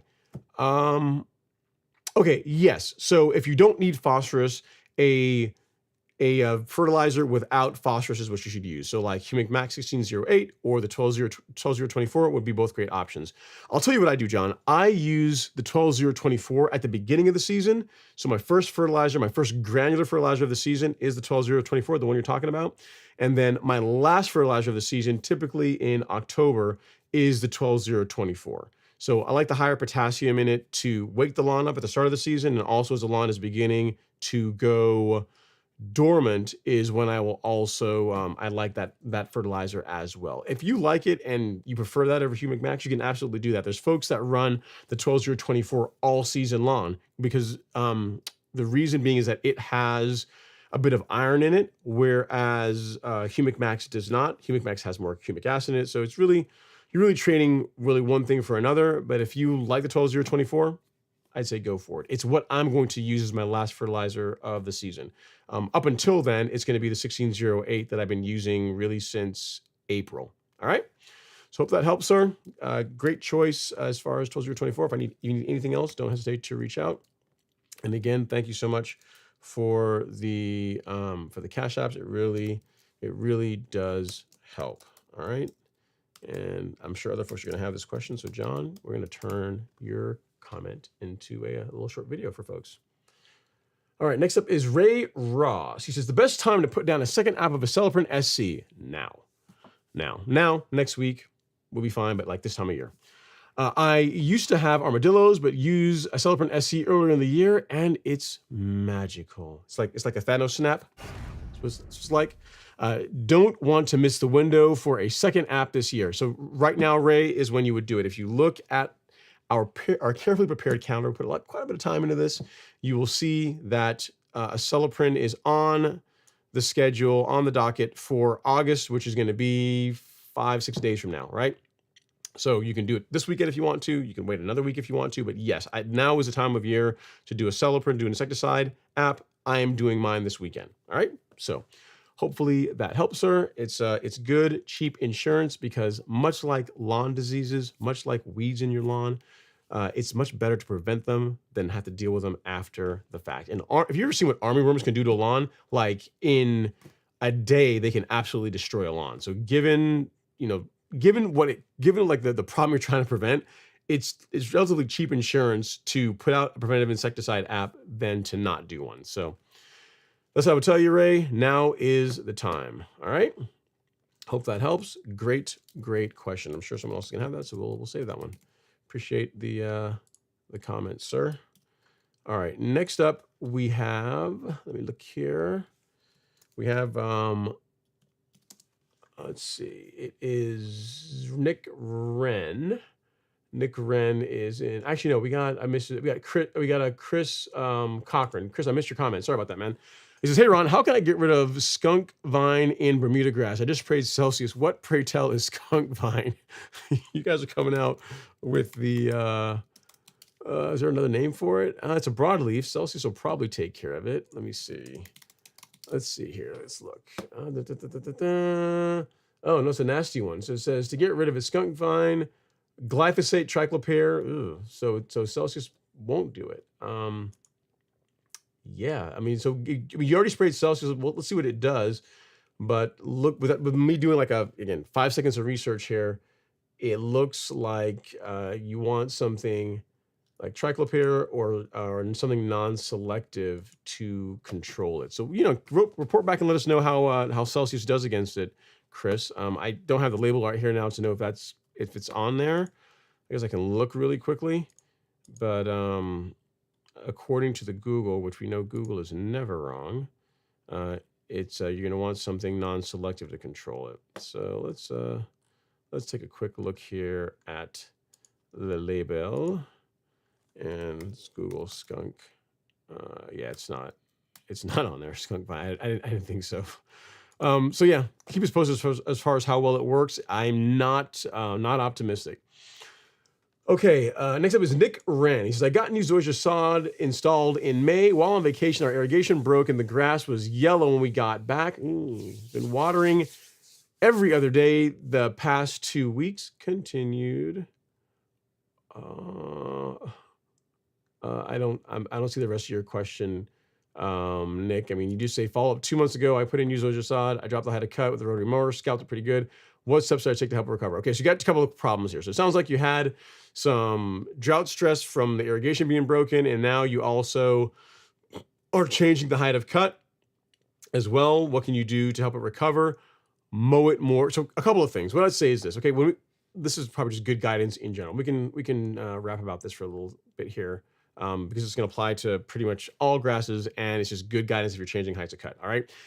If you are changing the height of cut of a grass, and particularly if you're going from taller to lower, the thing that you must do, you're going to have to do, is increase your mowing frequency. Can you use fertilizer to help, push, they say to push growth, to help the lawn green up some? Yes. But really the thing that's going to really help the lawn, get adjusted to that lower height of cut is regular mowing at that new height of cut. Because so Nick sounds like you've dealt with some watering issues and height of cut issues. And I got to tell you, like if you look, you want a good example, look at how my zoysia lawn, the one that I installed almost 4 months ago now at this point, how it looked afterwards. Because there's like I will take all those videos and put them into their own playlist here at some point. But pretty much for the first 2.5 months, every day I was filming a short showing you guys this is what it looks like today. Look, we're watching grass grow. This is what it looks like the next day. And when my sod was installed, it was around 2 inches in height, right? I don't own a mower that can even mow the grass at 2 inches. That wasn't going to happen. And over the course of a couple, week and change, I went from 2 inches down to the height of cut that it is now, which is 3/4 of an inch. So the thing I would tell you is if you were changing the height of cut, you scalped it, I mean, that's fine, whatever, we're already there now. But if you're going to keep the lawn at that height of cut, you have to increase your mowing. Another consideration as well is when you're changing your height of cut, say from 2.5 inches down to 1.5 inches, another consideration is if the lawn is level or smooth enough for you to be able to cut the lawn regularly at that height of cut without injuring it. So that's like really thing one. Thing one is you go from like 2.5 inches to 1.5 inches. The lawn is going to look not that great, but the big thing is when you're mowing it, is it like you're mowing and the mower goes you're hitting a low dip in the lawn and it's scalping it? Like until you level it, that's going to continue to be a problem. And so it doesn't make sense to leave the lawn at that height of cut, especially with a grass like zoysia that takes so long to really recover from injury. So when you change the height of cut, assuming you can mow the lawn at that height of cut without causing damage to it, like scalping, then increasing your mowing frequency is the thing that you need to do to really help it recover faster. Watering, yes. A good nutrient program, zoysia, 1/2 pound to 3/4 pound of nitrogen per month. I mean, maybe even less than that will be just fine. But the thing that's really going to help it fill in and get green again is regular mowing. Regular mowing. The more you mow it with sharp equipment, the better it's going to look, the faster it's going to recover from height of cut adjustments, is what I would tell you. Okay? And that really applies to pretty much all grasses. If you're changing height of cut, increase your mowing. Even if you're not changing your height of cut, increase your mowing. The grass is going to look better if you do. All right. So hope that helps, Nick. Congrats on the new Zoysia lawn, and just be consistent with your mowing, and the lawn will thank you. Will thank you for it. And then we got Chris Cochran. He says, "Hey Ron," so you came over on YouTube. He says, "I live in Florida with St. Augustine grass. How do I get rid of skunk vines? Today I sprayed Celsius and mow the lawn weekly." Yeah, so I mean, without doing a ton of research, it looks like triclopyr and glyphosate are what are labeled to control, or what are recommended to control that. Looking at the label for Celsius, unless it's called something else other than skunk vine, that's not listed on the label. The thing with it, seeing a picture of it, it is a broadleaf, so you might get some control, but it's not listed. It's not listed on the label. So if it doesn't work, don't be like, "Oh my God, Celsius stinks. It doesn't work on this weed I'm trying to control," because it's not on the label for what I'm seeing. Okay, so hope that helps. I'm sorry you're dealing with it, but yeah, it's Celsius. I'm not optimistic that that's going to do the trick for you. All right. Okay, let's go on to and again, apologies for like skipping over your question earlier when you were on Instagram. So, but we got your answer twice, right? So you're good to go. Okay, next up, and guys, we are we're almost over an hour into the live stream. We got 49 likes. So if you guys would not mind, hit that like button. It costs absolutely nothing. It's a free way to support the channel. Oh, almost 100 folks in here, 93 people in the live stream. So you can hit that like button, upvote, downvote, whatever you like. If you don't like me, you can downvote. If you don't like me, you can upvote. Just interaction is what I'm looking for. It's a free way to support the content. So if you guys can do that while I take a sip of my water, I would really appreciate it. And I'll look for the next question. Let's see here.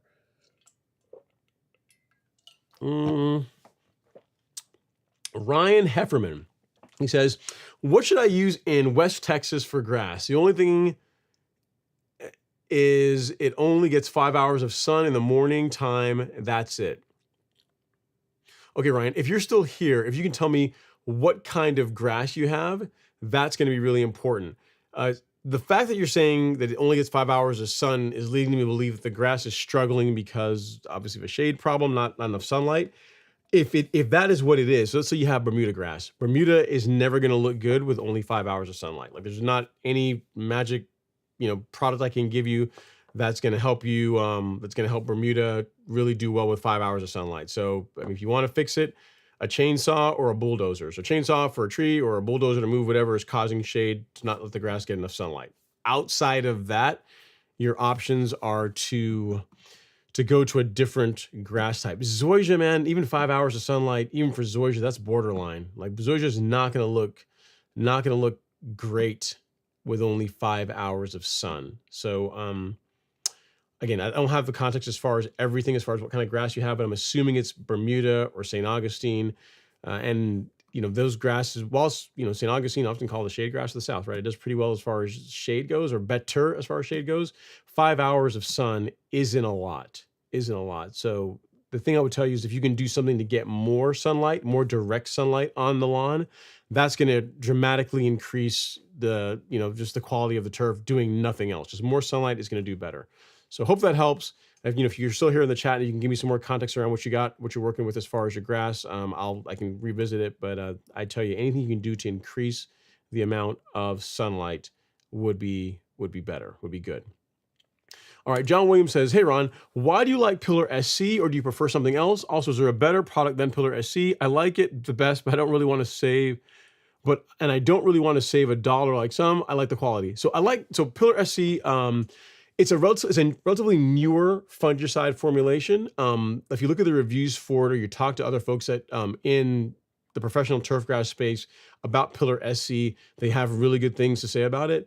Why I like it as well is it's much like Headway. It is a dual mode of action, dual mode fungicide. So Headway G, which is a fungicide that we carry, is a granular fungicide, is actually propiconazole, and then Pillar SC is also a dual action with two fungicides that are in the same family It's I can't say it's pyraclastostrobin and tritaconazole are in it. So they both will control pretty much the same things. For me, I'm a big fan of liquids. I mean, I will often use granular fungicides as well too. But if I'm looking to save time, it's nice to be able to throw several things in the tank and put it all out at one time and just kind of get on with my day. So for that reason, I'm a big fan of Pillar SC. It's worked really well for me on my lawn, so that's why I'm a big fan of it. So is the question as far as is there anything better? Better, I would say not really. There's things that are different. It really depends on what you are trying to accomplish with fungicide. Like for a broad spectrum, non-specialty fungicide that you can safely use on residential lawns, Pillar SC is really what I'm going to tell you to go with. And for a granular, Headway G is what I'm going to tell you to go with. There are other fungicides out there that are specialty for like there are, I'm not going to name names, but there are some other fungicides that are, let's say you're trying to control an active Pythium problem, Pythium blight in your lawn, right? While Pillar SC is labeled to control Pythium, there are some fungicides that are more curative in nature that are better for, say, controlling Pythium, an active Pythium problem, than, say, something like Pillar SC. But for broad spectrum fungicide control, Pillar SC is great, and for a granular option, Headway G is great, which is why we carry them. You'll notice, like on the store, I try to not, I get calls all the time to like, hey, why don't you guys start carrying this? Or reps from different companies will reach out and say, you guys should start carrying like this option, this product. And really, I'm trying to do two things. I want to really, for the most part, recommend products that I have direct experience with, that I've used myself.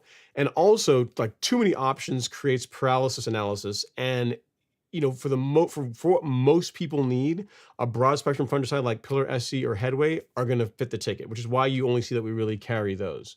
So hope that helps, John. Pillar, what I'm carrying on the store is what I use. Like, there's nothing that I use on my lawn that is not on the golf course lawn store. That was like the whole way the whole thing got started in the first place. So pretty much everything that's on there, or anything I use on my lawn, you can buy it on the store. All right. The only thing, I guess, outside of a mower, like I have an outlet, and I don't sell outlet mowers, but outside of like as far as like fertilizers, biostimulants, insecticides, fungicides, herbicides, like what I use on my lawn is what we sell on the store. So in the fall, I use a Spectacle as my fall pre-emergent. That's what we sell on the store. In the spring, I use Prodiamine or Dimension in the springtime. That's what we sell on the store. So what you see there, like there's nothing that I put on my lawn that you can't buy yourself. All right. Okay. Next up is Off-Road Envy. He says, your lawn looks spectacular. I appreciate that, man. Here's the thing, even for, yes, it does look really good, but the thing I'm most proud of is that it's relatively new. It's a new lawn. It's a relatively new stand of zoysia, and for only, less than 4 months old, that looks pretty good. I had a friend come by and he didn't believe me. He's like, dude, there's no way this zoysia is only 4 months old. I'm like, yeah, man, I ain't gonna lie to you. I can show you the pictures of it, how it looked before. So, and the thing about this that was interesting, Off-Road Envy, is there's a lot of guidance, or a lot of like, I won't say old wives' tales, but a lot of like stuff on the internet what people say about grass that I just wanted to test for myself. Like a lot of folks will say about zoysia, because they try and treat it like it's like this magical grass and you just got to baby it, and if you sneeze on it wrong, it's gonna fall over and die. That new zoysia lawn, you don't mow it for the first 6 weeks, and no herbicides on zoysia for the first year. And I said, you know what? I said, either this is going to work really well or it's not going to work really well, but publicly everyone's going to see it, because I'm going to do a video every single day, which I did, and showed you guys like from it being installed and everything that happened on it. So as far as like, for me, I thought, okay, as long as the sod is rooted in, which, so when I'm putting a mower on it, I'm not like literally like sliding the sod around and making the grass move all over the place. As long as it's like tacked down, I see no reason when there's new growth that I cannot begin mowing this grass. It's going to help stimulate growth hormone. Is going to help it's going to help the grass to just grow more aggressively versus not mowing it. So I started mowing it as soon as I could. And then as far as how to cut changes, again, it 10, 12 days in, it started getting its how to cut brought down to real mowing heights, right? So like under an inch. People say don't spray herbicides on zoysia for, first 6 months, a year. Don't do it. Can't, you'll destroy the lawn. Not only did I spray the herbicides on it not once, but twice, you know, to get rid of the Bermuda grass that was breaking through. And again, I mean, you guys see it. I mean, I've done like tons of content. I've done more content, more daily updates on my zoysia lawn than I've done on my Bermuda lawn in the back. And that's what it looks like. This picture you're looking at right now, this picture is like 2 hours old. You can tell there's like shadow from the tree from across the street. And this video you're looking at is, again, like 2 hours old. Like right before the live stream started is when I went out there and filmed this really quickly so you can see it. So it's been a fun project, more so because it was a fun way to just debunk a whole lot of, you cannot do this to zoysia because it will, you know, it's like this magical, you know, fairy grass. And if you sneeze on it or look at it wrong, it's going to die and fall over. I mean, you don't need to fertilize it as much. You don't need to water it as much, but it's, you know, it's grass. So as long as you cut it with sharp equipment, feed it properly, it's going to look good, right? And this is a good example of it. Okay, next up is Andre Taylor. He says, what's up, everyone? Happy Friday. Ron, thanks for all the information you've been sharing. I appreciate that, man. He says, you've helped me make great accomplishments in the lawn, and I can only see it continuing to get better. That is awesome. I really appreciate all the kind words, Andre. You actually did the work. I mean, yeah, I put out a lot of content, but I mean, I can promise you, if you watch all the videos and you read all the blog posts, and even if you buy all the products, but if you don't do the things, the grass is not going to look great. So if your lawn looks good, it's because you've been consistent with working on it, which is pretty cool. All right. Okay, next up is Red Rain Man. Red Rain Man, I think you're new here. If you are, welcome. He says, do you recommend a product to kill Bermuda grass in a flower bed that won't harm hydrangeas or axlet? I'm not sure how you say that one, last one. The herbicide I would have you look at, and again, I don't know off the top of my head if hydrangeas and axlet or axolite, however you say it, are on the label, would be Fusilade 2. So Fusilade 2, while we use it for controlling Bermuda grass, where am I? If we go here, if we go to, there we go, Fusilade 2. So while we use Fusilade 2, and it's largely used as, in concert with recognition for controlling Bermuda grass, like Fusilade 2 is really kind of a specialty herbicide in that it can be used in a lot of ornamentals. So you'd have to check the label for yourself. If you go here, I mean, it's not there. If you go to, that's what it kills. If you go to the product label, there is a massive section down here on all the ornamental plants that you can spray this on that tolerate it fairly well. So that's what it controls. There's some other things that it controls. And then we have the list of, yeah, so here you go. So over the top application may be applied to the following ornamentals. And it says only use surfactant. So I don't know. What do you say here? You said hydrangea. Let's see. We can look really quick. We can do it together because you can see this is one of the benefits of Fusilade is that it can be used on ornamentals and for control. Yeah. So there you go. So if you got, I don't know what kind of hydrangea you got. It's if you got the oak leaf variant or the panicle variant. I don't know what either of those look like, but they are both labeled for use there for their Fusilade is labeled for use on them. And then the other one is Axelad. If we scroll back up, I don't see that one. So if it's called something else, maybe it's not used for that. But for hydrangeas, it looks like you are good to go with Fusilade 2. All right. So that's one of the benefits of it. It's really kind of a specialty herbicide that although we use it for Bermuda grass control, like it's probably better well known for being able to be used on ornamentals for controlling Bermuda, like crabgrass and Bermuda grass. So I'd point you towards this Red Rain Man. Take a look, do some more research. Like look at the Google, maybe get on and maybe reach out to the manufacturer and find out if you can spray Axelad with it. I don't see it on the label, so I'm inclined to say no. But this is going to be your best bet if you're trying to do a broadcast application and while also minimizing the potential for injury to your desirable ornamental plants. Okay, so take a look at that. And then as per the label, what it recommends is avoid any kind of, don't use it like an MSO, any kind of methylated seed oil with it. Use a surfactant, like a nice non-ionic surfactant like the spreader sticker. We have a kit there on the store. I can show you really quickly. I didn't show you that. So you can get just Fusilade 2 by itself, or you can get a kit that has Fusilade spray indicator dye, and surfactant. Or if you need the big one, you can get the big one that has Fusilier 2, spray indicator dye, and surfactant. So depending on which one you need, size, that you can choose accordingly. All right. So hope that helps. And it says, do you recommend? Yeah. So azaleas. Yes, I get to look at the label. I didn't see if azaleas are on there, but you know, you got me curious. I'll look really quickly here while we're in, so I can just save you some time. Let's see here.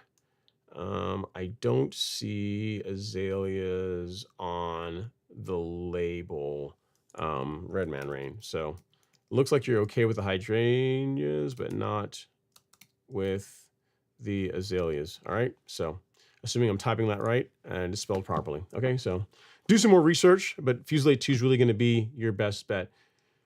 Okay. Next up, we have Desan Doe. He says, I put down hydrotane at label rate for the first time beginning of June. I used a backpack sprayer, but not really seeing results in the hotter months. Would you recommend a hose end sprayer instead? No, not really. So if you did it, you applied in June, so June, July. Yeah, so I use moisture managers like hydrotane every 2 months. And the thing you have to remember, Jasando, is that using hydrotane doesn't mean that you don't have to water your grass. What it does mean is that if your lawn was going to see stress from lack of moisture, it's going to help push that off for longer. It's gonna make more moisture available to the root zone than if you didn't use it. But you still have to water your grass. So if you look at their marketing materials, they say that it reduces watering requirements by up to 50%, but you still have to water the lawn. So depending on where you are in the country, depending on this kind of soil you have, that also matters well too. You still need to water, and you still may even have to increase your watering frequency slightly in the hotter times of the year. Again, depending on where you are, how hot it is, and the kind of soil you have, like how much moisture your soil holds. Like if you have like a sandy soil as an example, like you may have to water, or you will have to water more frequently than say more of a clay soil, which tends to hold on to moisture a bit better. So there's a lot of factors other than just using a moisture manager and regarding, what adjustments you may have to make to watering as it gets hotter in the season. All right. Okay, next up is JP is up next. I'm not sure. He says, I've heard of Kentucky bluegrass and Bermuda referred to, I think you're saying Bermuda, referred to as Bermuda. If a person has Bermuda and Buffalo, is it Buffalo Bermuda? I guess. I guess that would be a thing. I've not heard of that one, JP, but yeah, if not, you can coin it. That can be your thing. That'd be your contribution to lawn care on the internet. All right. Next up, we got Alan Coleman. He says, Ron, with cutting every other day in Georgia heat, if I need to spot spray with some Celsius uncertainty, when would you spray between cuts? Would you recommend 2 days after mow or 2 days before the next mow? Okay, given the best answer is you wait 2 days before, 2 days after. But if I had to choose between the two, I would wait 2 days after spraying until you mowed again. So say if you sprayed tomorrow morning, which would be Saturday, then you could resume mowing Monday. Monday afternoon is when you could do it. If you could wait till Tuesday, even better. Because the idea is you want to be able to have the herbicide stay in the plant, have enough leaf for it to take it up before you cut it off. Now, if you're mowing every other day and you're still having to use herbicides or like Celsius or Certainty, I imagine you're probably spraying like Spurge, because if you're mowing your lawn every other day at lower heights, Spurge, there's a couple other weeds that will tolerate that, like doveweed will tolerate being cut short, but most weeds, if you're mowing regularly, that's like natural weed control. Like most weeds don't like being cut off every other day, like turf grass tolerates fine. So if you're dealing with Spurge, that'd be less really concerned about it because it tends to grow, fairly low to the ground, kind of creeps, kind of like Bermuda does. And between those two, I would choose to wait 2 days after spraying before resuming mowing. That's going to yield a better result for you versus waiting 2 days, spraying, and then mowing the following day. Like, I want to give the herbicide some time to work, to translocate, to move through the plant before you went out there and mowed again, is what I would say. Okay? That's a good question, Alan. All right. You know what? I'm actually going to save that because I'm sure someone else is going to have that. So we'll save that and And for later, Alan's good question. All right. All right. Next up, Chris Cochran says, thanks. I'll keep you posted. I've been hand picking. I gotcha. And then let's see here. DeSanto says, can heat stress areas cause the lawn to be easily pulled out, or is that from insect damage? Both. Yeah, I mean, heat stress can make it easier to pull it out, but more commonly, it's from grubs. Like some insect is eating at the root zone. If you can just grab like a handful of Bermuda sod and just kind of pulls up, like tears away really easily, then yes, then I would lean that more towards it being an insect problem than just heat stress. Like I have parts of my lawn that get stressed this time of year, and I can't just walk up and pull them out, but like pull the grass up, even though it's hot and it's dry. It's losing its color a little bit due to heat stress. So if that's the case, we can easily just pull it up, then that's going to push me more towards grubs going after your lawn. In which case, you should use insecticide. And if you wanted a recommendation, I would say to use Acelepryn. All right, DeSando? Acelepryn is what I would go with. SC or G. Your choice. You can find them, in case you're interested, you can find them both here at DeSando. All right. Okay. Next up is John Williams. Says, hey Ron, celebration from Bermuda, Savannah, Georgia. About 2 to 3 months old. I have some grassy weeds and maybe crabgrass, goosegrass, and doveweed breaking through. I pull like crazy. Can I spray? And when is the earliest? I don't see the rest of your question. I see the rest of your question. I don't know what the rest is, and when is the earliest you can do what? I didn't get the rest of it. So if it's 2 to 3 months old, if you want to go and use herbicide to control the crabgrass, then yes, you can absolutely do that. Doveweed, you can also control that as well. Goosegrass, I don't know if there's a great herbicide for controlling goosegrass in Bermuda. I think your best bet is to try and prevent that with pre-emergent. I believe I could be wrong, but goosegrass is the one that's a question mark on. Doveweed and crabgrass, both of those you can control this time of year. And given that it's 2 to 3 months old, you absolutely, yeah. I mean, you can use Chlorac for the crabgrass, and then for the doveweed, you could use. It depends on how much discoloration you're willing to tolerate. You can do a couple rounds of Celsius. Celsius will knock out doveweed if you use surfactant with it. It's just going to take a couple of rounds to do so. You could also use a herbicide called Blindside, but you are going to get some discoloration if you use that on your lawn. So I'd say just go Celsius and do a couple of rounds against the doveweed, John. And I don't know what the rest of the question is, so if you're still on here, you can just ask the rest of it. Okay, Aaron asks us a question. He says, what are the steps you can take to thicken up Bermuda? I mow twice per week at 1.5 inches and fertilize, but it's just a little thin. This is a new house for reference, so I've only been here for 3 months. Okay, so a new lawn, not fully established, not finding its way in the world, 1.5 inches, you're mowing twice per week. So the thing I would tell you, Aaron, a good nutrient program. So make sure you've done a soil test and fertilize the lawn based on those soil test results. So what I do is a method of feeding the lawn called spoon feeding, which is a granular fertilizer once per month, and then supplementing with liquids at low rates every couple of weeks. That coupled with regular mowing is going to help produce a really good stand of turf grass. But some of what you're fighting is that it's a relatively new lawn,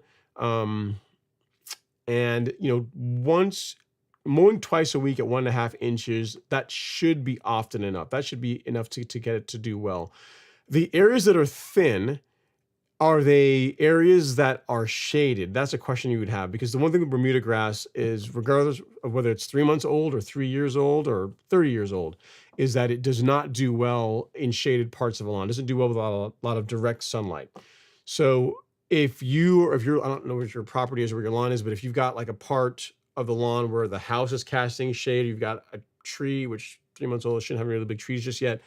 But if you have your house is causing shade on part of the lawn, that will cause the lawn to be thin in those areas. Now, over time, it may do a bit better, but it's always going to lag behind parts of the lawn that are getting tons of full sunlight. You know what I mean?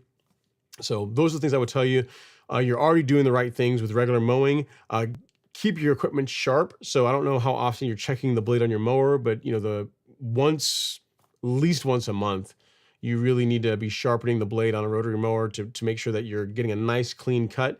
because if you don't, you'll find you're mowing it all the time. And if you look at the edges of the grass, instead of being a nice clean cut, which is what we want, you'll find that they'll be frayed or torn, which will produce like a dull appearance to the lawn. And in some cases, it can also create conditions where disease can become a problem. So mowing, sounds like you're doing really good on that. Make sure your equipment is sharp, and then a good nutrient program. Fertilize it and mow it. You know, if you want like a good general purpose fertilizer, probably one of our most common fertilizers that folks have that have really good success with is what I use on my lawn and will work well on our Bermuda lawn is like a 1608, like our Humic Max. Like this is a great option for fertilizing a Bermuda grass lawn. That one bag covers like almost 17,000 square feet. So depending on the size of your lawn, this bag will last you several months. And as far as application frequency, I'd recommend once every 4 weeks. So once every 4 weeks, low rate, and again, with the things you're already doing, and the lawn should look really nice. So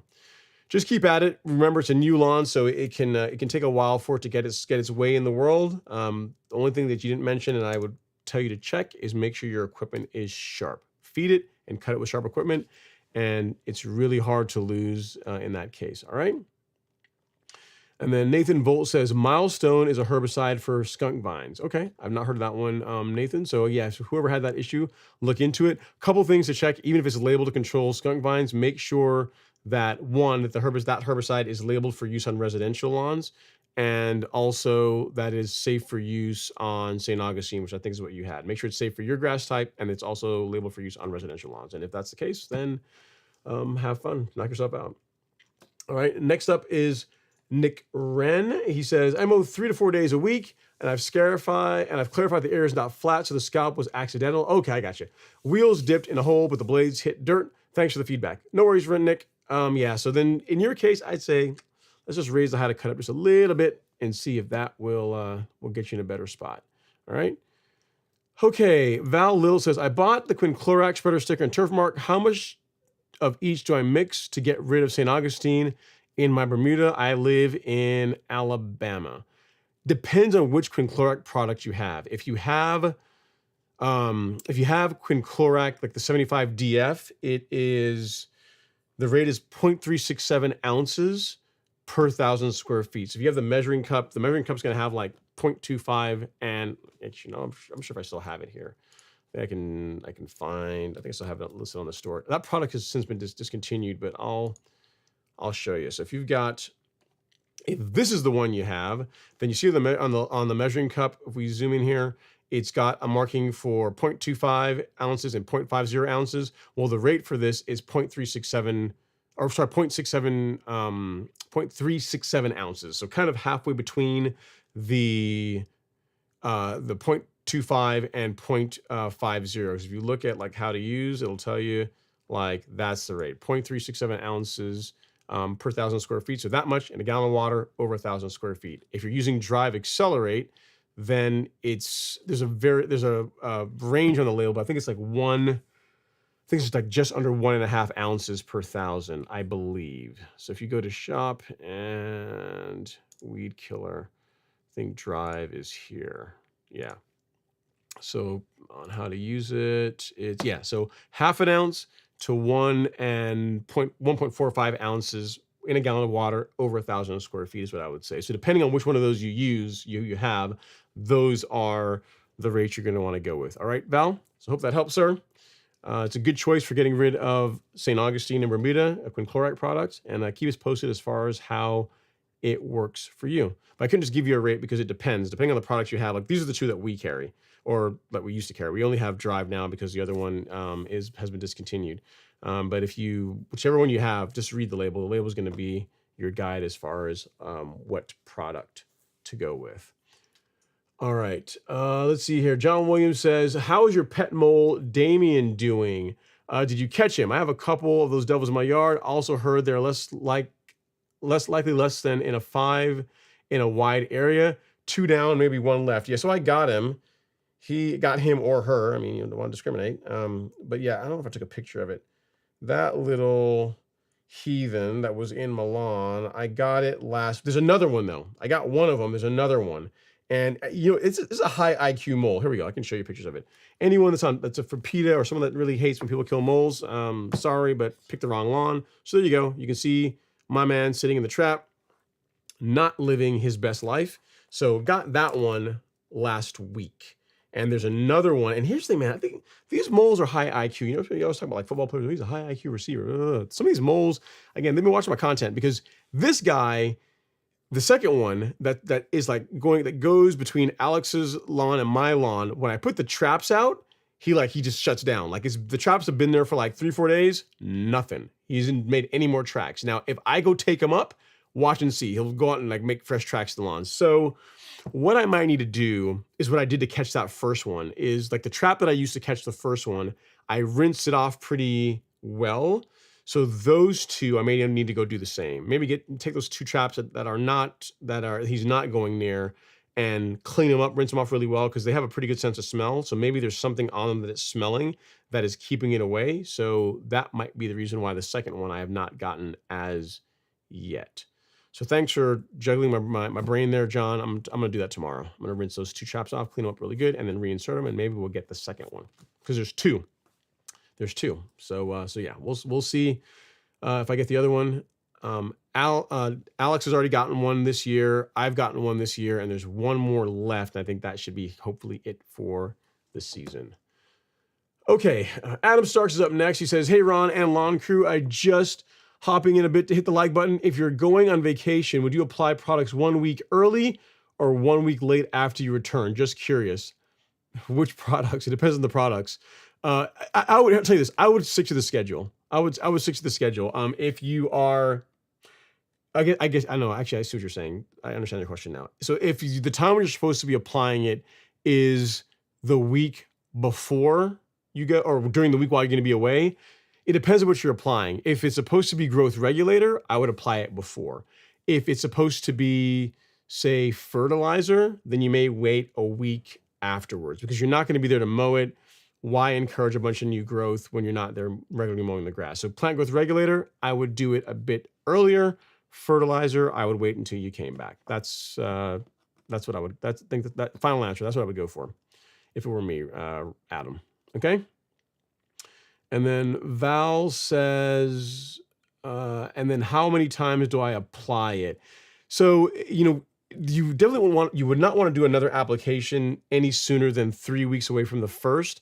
If you apply it at the correct rates with a surfactant, you may not even have to do a second application. Like it does, like Conchloric's a pretty good product, pretty effective against St. Augustine. So you have to judge it at the 3 week point and look at it and say, do I need to hit this again or not? So it's not something like you spray it and then 3 weeks later you spray it again no matter what. It's not like fungicide. Like fungicide, yes, if you have a disease problem in your lawn, you apply it, then 14 to 21 days later, regardless of whether the lawn's getting, even though the lawn's improving, you spray again.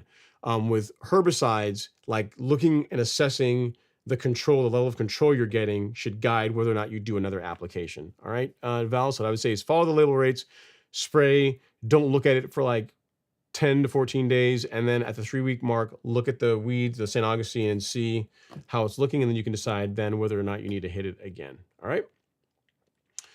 Okay, next up is Ryan Hefferman. He says, I don't have grass there now. Was wondering what would be the best type of for West Texas with 5 hours of sun. Fence and house are the issue, and I can't get rid of either of them. There's not really going to be a great option, man. I mean, find fescue. So, because Bermuda is definitely not going to work. Zoysia, not going to work great. I mean, it'll be okay. It's not going to be awesome. And then even fescue would be, you find fescue. Find fescue is the most, to my knowledge, is the most shade tolerant grass. So if all you're dealing with 5 hours is 5 hours of sun, that should be good. It would do well. It would do well there. Now, as far as heat goes, I don't know if it would tolerate the heat of Texas. So for a warm season grass, Bermuda's definitely out. It would be either St. Augustine or Zoysia. And I'm just not really convinced that either of them are going to look well or they're going to do good with 5 hours of sunlight. So you may not. I'll put it this way, Ryan. If grass isn't growing there now, then that's kind of a sign. that's a sign that, it's just not, maybe that area is just not getting enough sunlight for grass to grow there. Now, if you got some money to throw at it and don't really care whether it takes or not, then, I'd say avoid Bermuda. That's a definite no-go. Zoysia or St. Augustine would be your choices given the temperatures that you have in West Texas. Fine fescue is the most shade tolerant grass, probably going to do the best, but not in West Texas where it's crazy hot. Like it's not going to live in the summertime. So hope that helps, sir. Maybe you can go, maybe instead of going from like a privacy fence, if you can go to like a wrought iron fence so sunlight can get through. Just a thought that might be able to solve your problem to get enough sunlight there, and then you can have grass. All right, so next up is Higgy Pop. He says, let's go. Happy Friday. Hit the like button for Ron. It's free. I appreciate that, Higgy. Thanks so much. Nathan Volt says, can you mix Conchlorec, Celsius, and Certainty and Spot Treat? Yes, you can. You can mix all three of them. The only reason I would do that is if you are going after crabgrass. If you've got sedges, if you got nutsedge, you got broadleaf weeds, and you got crabgrass, that's the only scenario where I can really see it makes sense to mix all three of those. If you only got crabgrass, use Conchlorec. If you got a lot of broadleaf weeds, use only Celsius. If you only got sedges, use Certainty. In other words, just because you have all those, like all three herbicides, I wouldn't throw them all in the tank and just be like, oh yeah, if like one's good, three's better. Really, they're different tools that are designed to control different plants, different weeds. So again, for sedges and not meaning POA this year, but this time of year or so, but for sedges, Certainty, that's your jam. And then for broadleaf control, Celsius, and then for grassy weeds like crabgrass, then Conchlorec. So you'd have to look and see what you're dealing with and then make your concoction accordingly. If you got all three, you got sedge, broadleaf weeds, and crabgrass in your lawn, then yes, all three of them you can use. But if that's not the case, I really wouldn't overuse herbicides. That's what I'm trying to tell you. Use what you have to use and nothing else. Okay, Michael Thomas is up next. He says, Ron, I'm going to top dress / level on Monday. Aerate before? Yes, absolutely. Also, with spoon feeding, is that just the month's items halved and put down on the 1st and 15th? Yes and no. So for growth regulator, yes. For the fertilizers, no. So for the granular fertilizer, which I use Humic Max, the 1608, that is applied at 3 pounds per thousand, and that gets you right around half a pound of nitrogen. And then the liquids, like R22-3 fertilizer or Release 901C, those are sprayed at 6 ounces per thousand and 3 ounces per thousand, respectively. So it's not like you are having the rates on those. You're just spraying those at lower rates. So yes, the only thing you're really having the rates on is the growth regulators. If you're using like Primo here, of course I got Primo here. If you're using like Primo Max or a new EZ, in the case of these guys, you're having the rates. You're cutting the rates in half because the label, the guidance on the label gives you rates for once per month, right? So in that case, yeah, you're taking the label, the rates, and you're cutting it in half and spraying every couple of weeks. But for everything else, you're just going to follow what's on the label of those products, just on the lower end of the rate card. Okay. And absolutely, yes. Actually, no, wait, no. You know, I said top dress aeration. I'm thinking about your lawn now. You just sodded your lawn, so no. You're the one that did the Tahoma 31 a couple. What has it been? It's been a month and a half. Yeah, I would not aerate. The first time I would avoid that. I wouldn't aerate it if you for the first time, given that it's brand new sod. I just remembered who I'm talking to. In general, the correct answer for an established lawn. So like if we're talking this time next year, Michael, absolutely. The process would be aerate, put out your granular biostimulants, fertilizer, and then top dress. For new sod, even though it's Bermuda and it's probably going to be fine, it's probably tacked down pretty well and it's rooting in nicely, I wouldn't want to take the chance of running an aerator over it and then pulling the sod up. You know what I mean? We're going to be stressing it a little bit with the top dressing. I don't want you to also be tearing or ripping the sod out because it's only, 6 weeks old at this point? It's not really that old just yet. So in your case, because of the conditions and how new the sod is, we're going to not core aerate and just top dress, but next year, the normal process, core aerate and then top dress. So yeah, I I gave my answer really quickly, and then reading, I saw your name again. I thought, I mean, he's the one with home at 31 with the new lawn. So in your case, no. Okay. But for everybody else, everyone else in the sound of my voice, the process, if you're top dressing a lawn per what I would recommend, it's always to core aerate, then put out your fertilizer, granular biostimulants, pretty much anything that needs to get in the soil, and then put out your top dressing material afterwards. The only reason where you would omit core aeration is if it's a relatively newly sodded lawn, because you don't want to take the chance of ripping it up, pulling it up with the core aerator. So hope that helps, Michael. Take pictures. Would like to see how the lawn looks after you're done. All right. And then John Williams says, having new sod, when can I put prodiamine down? So yours is a couple of months old, so you're good to go this fall. This fall you could do it if you wanted to, John.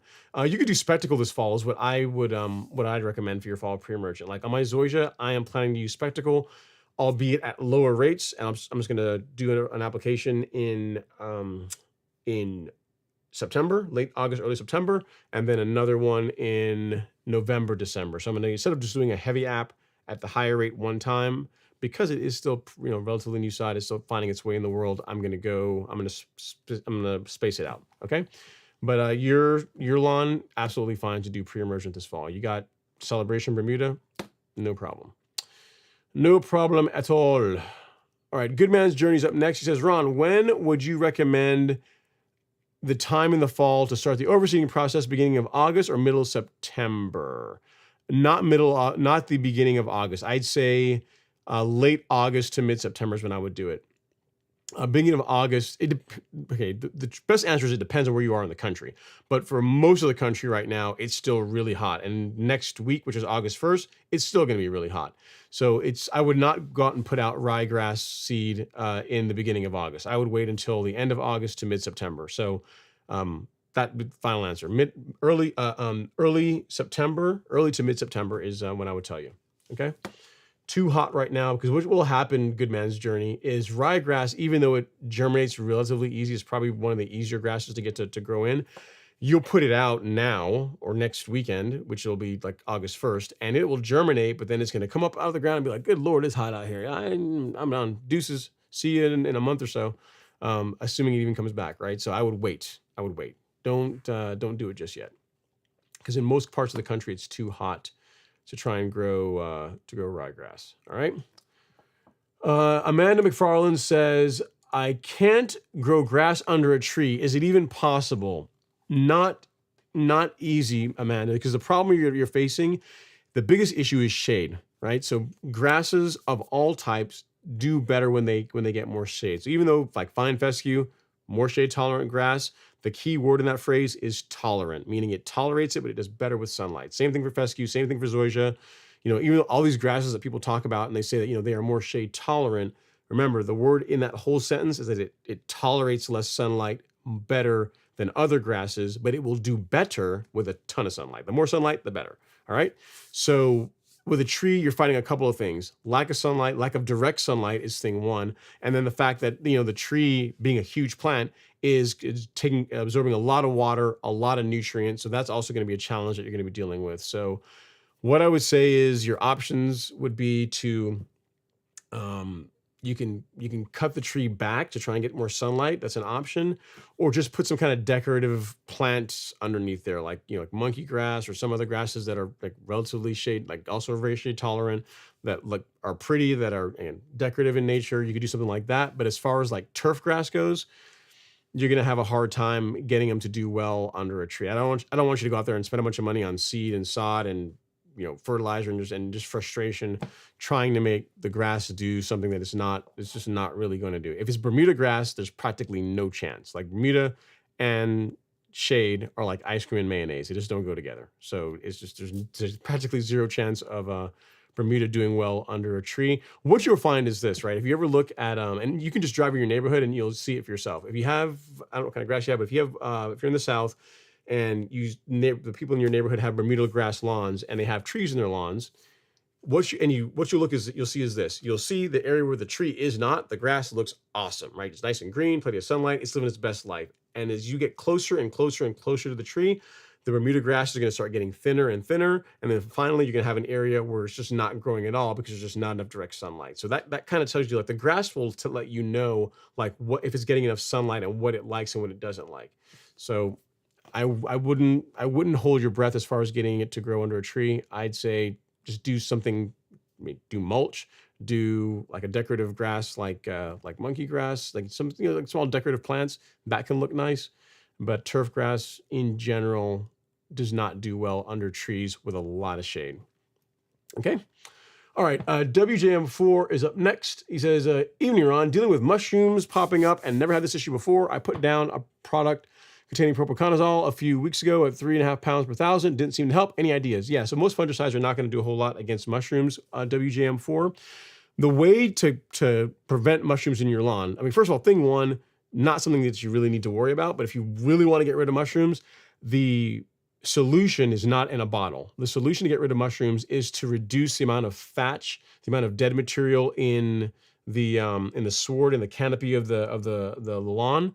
If you do that, you're going to reduce the amount of mushrooms, because what happens is that area of the grass that's kind of spongy and got like dead material in it, it acts like a sponge. So moisture can stay in there, and it's conditions that are ideal for mushrooms to establish and grow.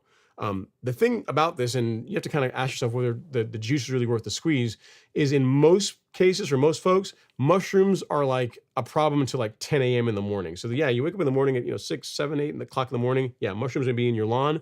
But then once it gets hot, again, by mid-morning, they tend to wilt and die off and tend to fall over. So if you want them gone, verticutting or turf raking your lawn is a way to help to get rid of it, because you're going to be thinning out the lawn. You're going to be getting reducing thatch levels, which is going to create conditions that are not ideal for mushrooms to be there. But the solution to this is really not going to come in a bottle. It's really more of a cultural practice, and you have to kind of decide for yourself, again, whether that is worth it to you. Okay, so good question. Sorry you're dealing with it, but it's honestly not that huge of a deal. But you know at least now how to solve it. But I'll tell you, in addition to this, we can go on a sidebar on this for a second, is in addition to correcting the issues with mushrooms not being in your lawn as much anymore, if you manage thatch levels and you thin out the canopy, another benefit is you also have less disease issues in your lawn as well too. So the benefit to verticutting or lightly turf raking, just managing thatch levels and not allowing it to get thick and spongy, are a couple of things. Mushrooms, the thing you really care about, but then also you're less likely to have disease problems in your lawn if you do that as well too. And frankly, the color is going to look better. It's going to stripe better. So those are other benefits. But if the only thing you really care about is just no mushrooms, then I don't know that for you it's going to be worth the extra work that's involved in doing all of that. Okay. All right. Next up is Dennis Saunders. He says, "Hey, I'm new to the community. Welcome." Says, I have St. Augustine grass living in Jacksonville, Florida. I was told to not put down high nitrogen fertilizer monthly. Do you agree with this? I agree with that. Here's the thing. I not only agree with that like now, but I agree with that just as a general rule throughout the season. I mean, so if you're dealing with a the benefit of higher nitrogen, like slow release fertilizers, for someone that doesn't like really working on their lawn and they want to put a product out and not really have to fertilize regularly, they can go a couple of months without fertilizing and have it look somewhat okay. That's where those kind of fertilizers I think perform best. But for a person that's trying to grow like a top 10%, top 5% stand of turf grass, spoon feeding really is the way to go. So instead of using higher nitrogen, you will feed the lawn lower amounts of nitrogen more frequently. And in general, the grass is going to perform better. The color is going to be better. You're going to have less issues with thatch because you're not going to be pushing a lot of growth, less chances for disease problems versus using like a higher nitrogen fertilizer, less chances of burning the lawn, discoloring the lawn versus higher nitrogen fertilizers. So I mean, that's why you look at what I use on my lawn. I'll give you an example, right? So my concoction, like my lawn care program is Humic Max 1608, so a 16% nitrogen, relatively a low nitrogen fertilizer, 16%. And you apply this at low rates to where from this product, I'm only putting out about 1/2 pound of N. And then I use, along with it, this liquid fertilizer, our 22-3.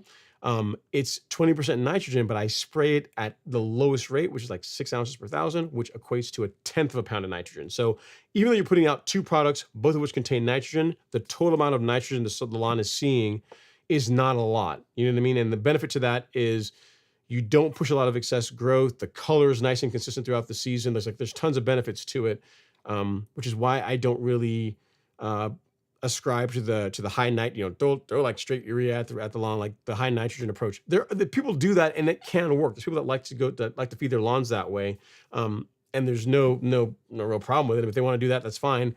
But if you're asking for my opinion, which I'm an expert on my opinion, that is what I would do. I would not use high nitrogen fertilizer. It gives you more latitude against mistakes, against slight over application, not causing injury.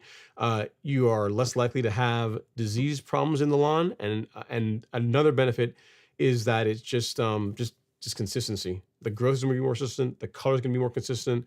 It's just a better way to feed your lawn. The only real negative is that it just takes more time. So instead of like feeding the lawn once every couple of months, if you're using an extended release higher nitrogen fertilizer, you're going to be out there every 2 weeks. You're going to put out granular ones per month, and every 2 weeks you're going to be spraying liquids. Okay, so really depends on what your goals are, how much time you have.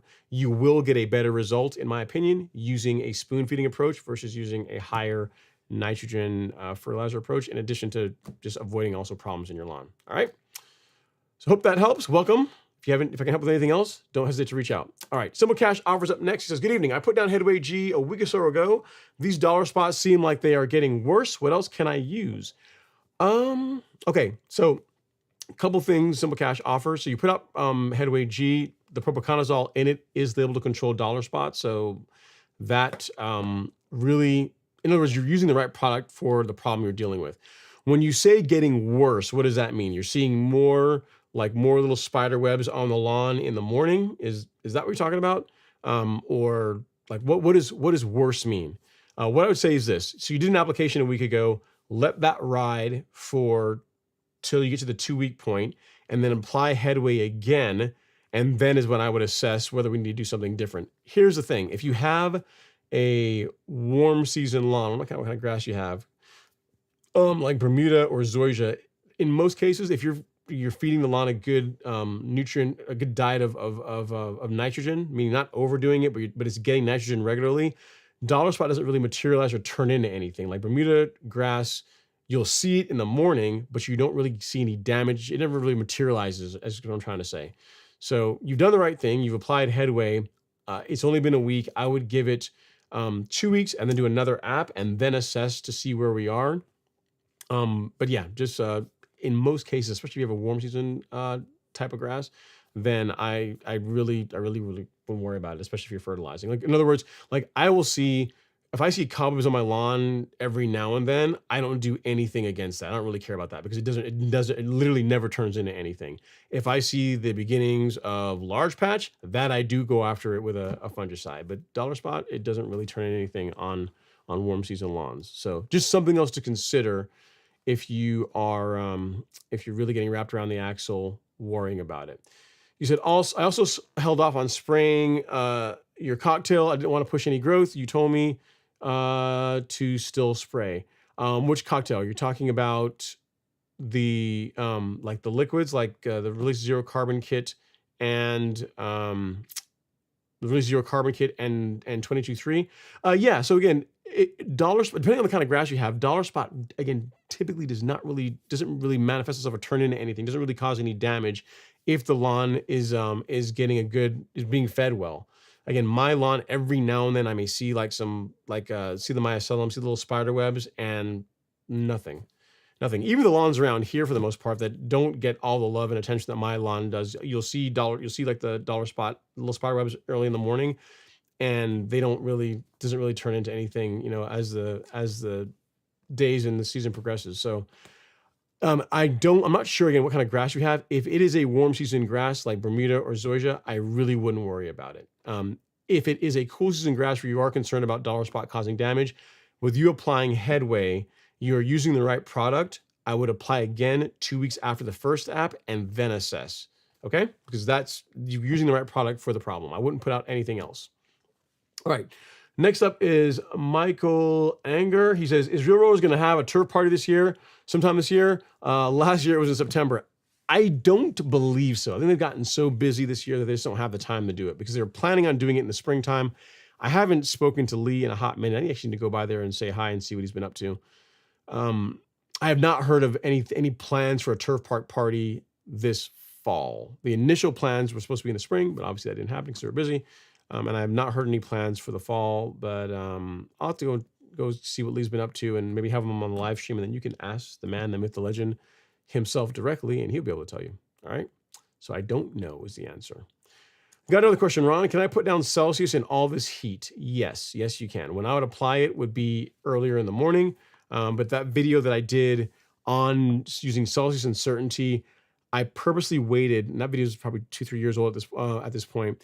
I purposely waited until July to make that video because per the label of Celsius and per the label for certainty, according to the manufacturer, if they're to be believed, there are no real heat restrictions with either of those herbicides, meaning you should be able to spray them, you know, and not really see a lot of damage to the lawn if you spray them when it's hotter out.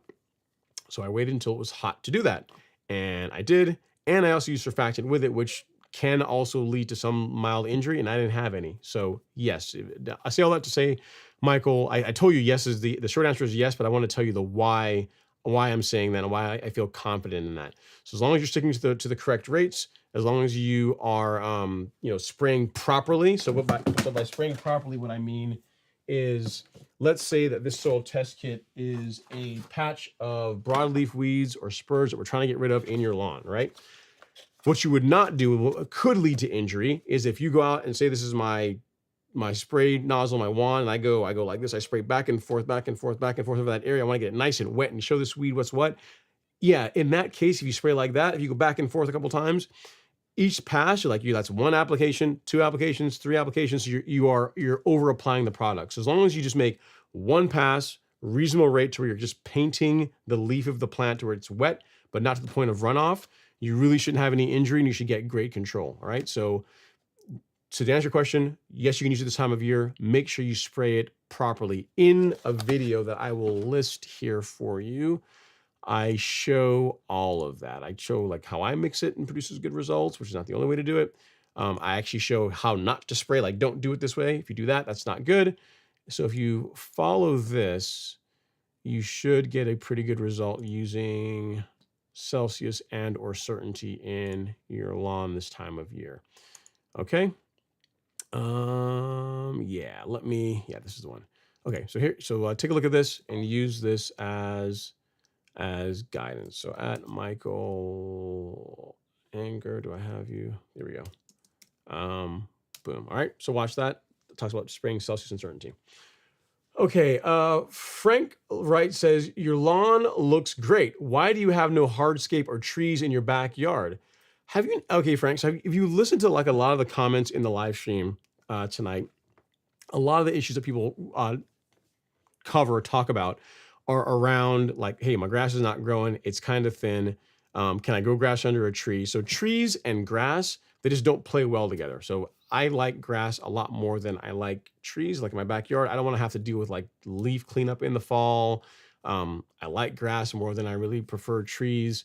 Like a big, nice open stand of turf grass is more appealing to me than trees. So for all those reasons, I prefer that. And as far as hardscapes, there are some rocks in the back lawn, like in the back right corner. So that's technically hardscapes. But you can remember, the more stuff you have back there, the more you have to take care of. So if you got like, trees or shrubs or hardscapes or decorative stuff back there, that's more stuff I got to go edge around, and just takes more time. So I just prefer to have a nice big stand, a big old field open that all I got to do is run my mower over it and then sit back and enjoy it.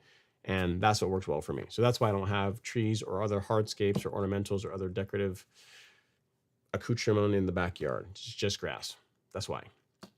All right. I mean, the front lawn, though, look, don't mess with me too much. Look here in the back front lawn. Look, I got a shrub. Look there, right there. See in the back, right on the right side of the picture, there's a shrub. So it's not like I'm totally against plants. Granted, that shrub is just like hiding a box, right? Like a utility box. So it's less ugly than the utility box. But you can see right there, I am not only grass. There's actually a shrub on the lawn. So you can't say that I'm I'm only, I'm only grass. I got other stuff too.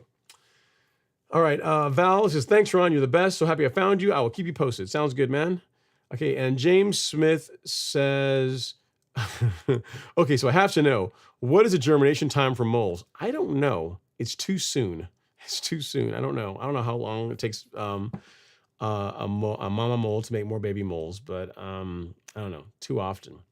And then James Smith says, by the way, giving your watermelon drink mix, I added some kiwi and a bit of mango.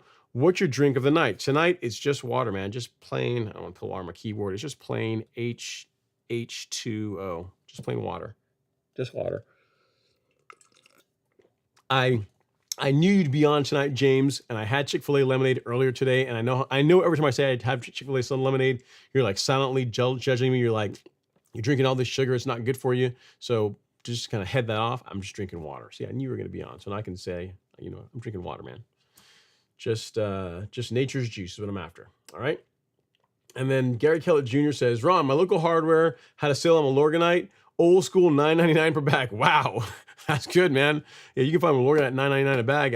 If you like, if that's your product of choice, if you enjoy using that fertilizer, I say load up because it's like mid-20s around here, if you can even find it. So yeah, $9.99 a bag is it's pretty good. That's pretty good. That's low price. And then Gavin Moore says, is there anything that would take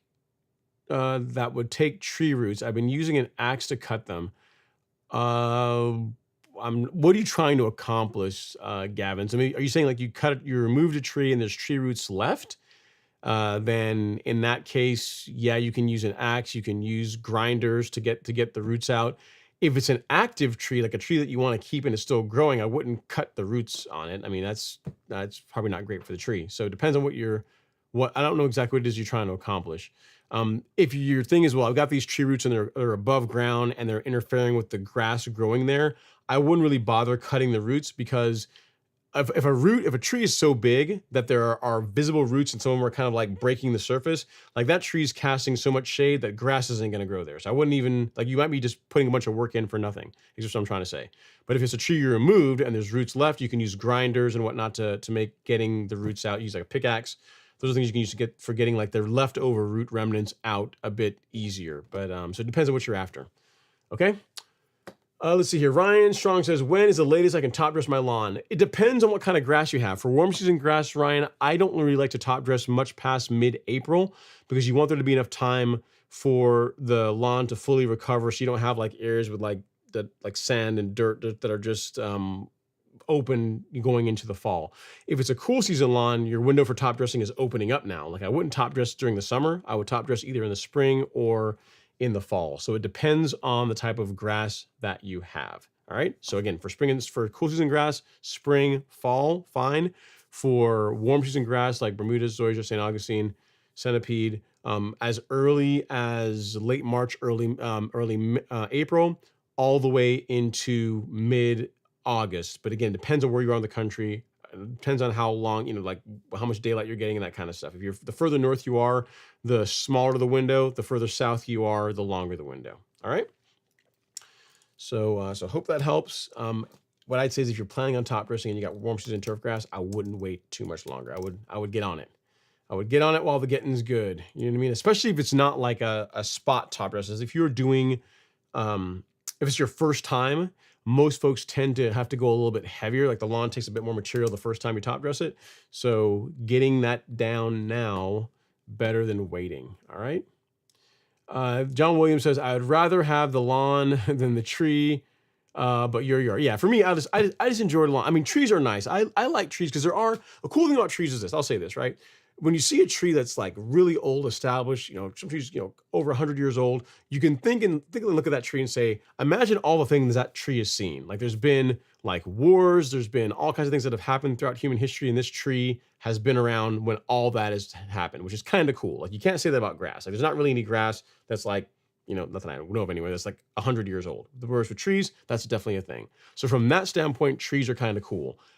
But for someone that is just really into their lawn, like into like your ornamental turf grass, trees are not good because they are like the opposite of what the grass needs to do well, which is why I'm not really a huge fan of them. All right. Okay, DJ Jim Sounds, he says, hey Ron, Augusta, Georgia here. So I finally got my pH to 5. Okay. I added Milo and just spot treated some sedge with Celsius uncertainty. How fast can I add additional fertilizers? So here's what I would do, DJ, is I would pick, here's the thing. If you're going to use Milo, use that. I wouldn't use Milorganite and then go get like some urea and then go get some, don't sit there and just mix a bunch of different fertilizers and throw a bunch of stuff at your lawn. I would get a soil test, assuming it sounds like you have done that because you know what your pH is. And then I would pick a fertilizer and use that consistently throughout the season. Reason being is you're going to have less variance in like the growth of the lawn. You're not going to over or under apply nutrient using that approach. And then as far as if you're using soil testing as a tool to measure the effectiveness of your program, if you're using the same fertilizer every time, it's pretty easy to be able to say, okay, so I use this fertilizer. Here are the measured nutrient levels in the soil now. So I know that maybe for next season, I can bump these rates up a little bit or reduce these rates slightly. But if you're doing Milo this week and another fertilizer another week, you really don't know what's doing what. So for that reason, I would just pick one and pick a known stack, a known like program, and just go with that. Okay. And then as far as your pH, one thing to consider too, like a pH of 5 is still low. It's still a bit too acidic. You really want to be between 6 and 7. So a lime application is something you're going to want to use on your soil test results. It should have also told you what your magnesium levels are. If your magnesium levels are adequate, you can use a calcitic lime, so you don't need like an extra boost of magnesium. If your magnesium levels are low, or if they're deficient, then you can go with a dolomitic lime, because dolomitic lime, by volume has more magnesium in it than calcitic lime. So that's how you can make the decision between which lime type to use, because 5 is still low. Like you still want to get that up. You want to be closer to 6 as far as your pH for turf grass. All right. So Milo, again, not a bad product. Especially if you can get it at a decent price. It's kind of it's expensive for what it is now, but if that's your product you want to use, fine. But I would do that, and I would not necessarily stack at least a bunch of other granular fertilizers with it. If you want to use like a liquid fertilizer to supplement, like that could be okay, but I wouldn't do like multiple granular fertilizers in addition to Milo. Like just pick a good granular fertilizer and just use that is what I would say. Okay. All right. Simple cash offer. I have coasters and grass KBG. Cool. All right. Yeah. So so dollar spot can cause damage to Kentucky bluegrass, and my answer still stands with the headway that you applied. It's been a week, so a week from now, do another application and then assess after that. So because it's only been a week, and it should improve over the next 14 days or so. All right. Mr. D Nice says, it's good. Mr. D Nice says, do you prefer granular or liquid fertilizer? Yes, is the answer. I like them both. They both serve different purposes for me. So I think for building up nutrient levels in the soil, in other words, for building up like the nutrient bank in the soil, granular fertilizer is better.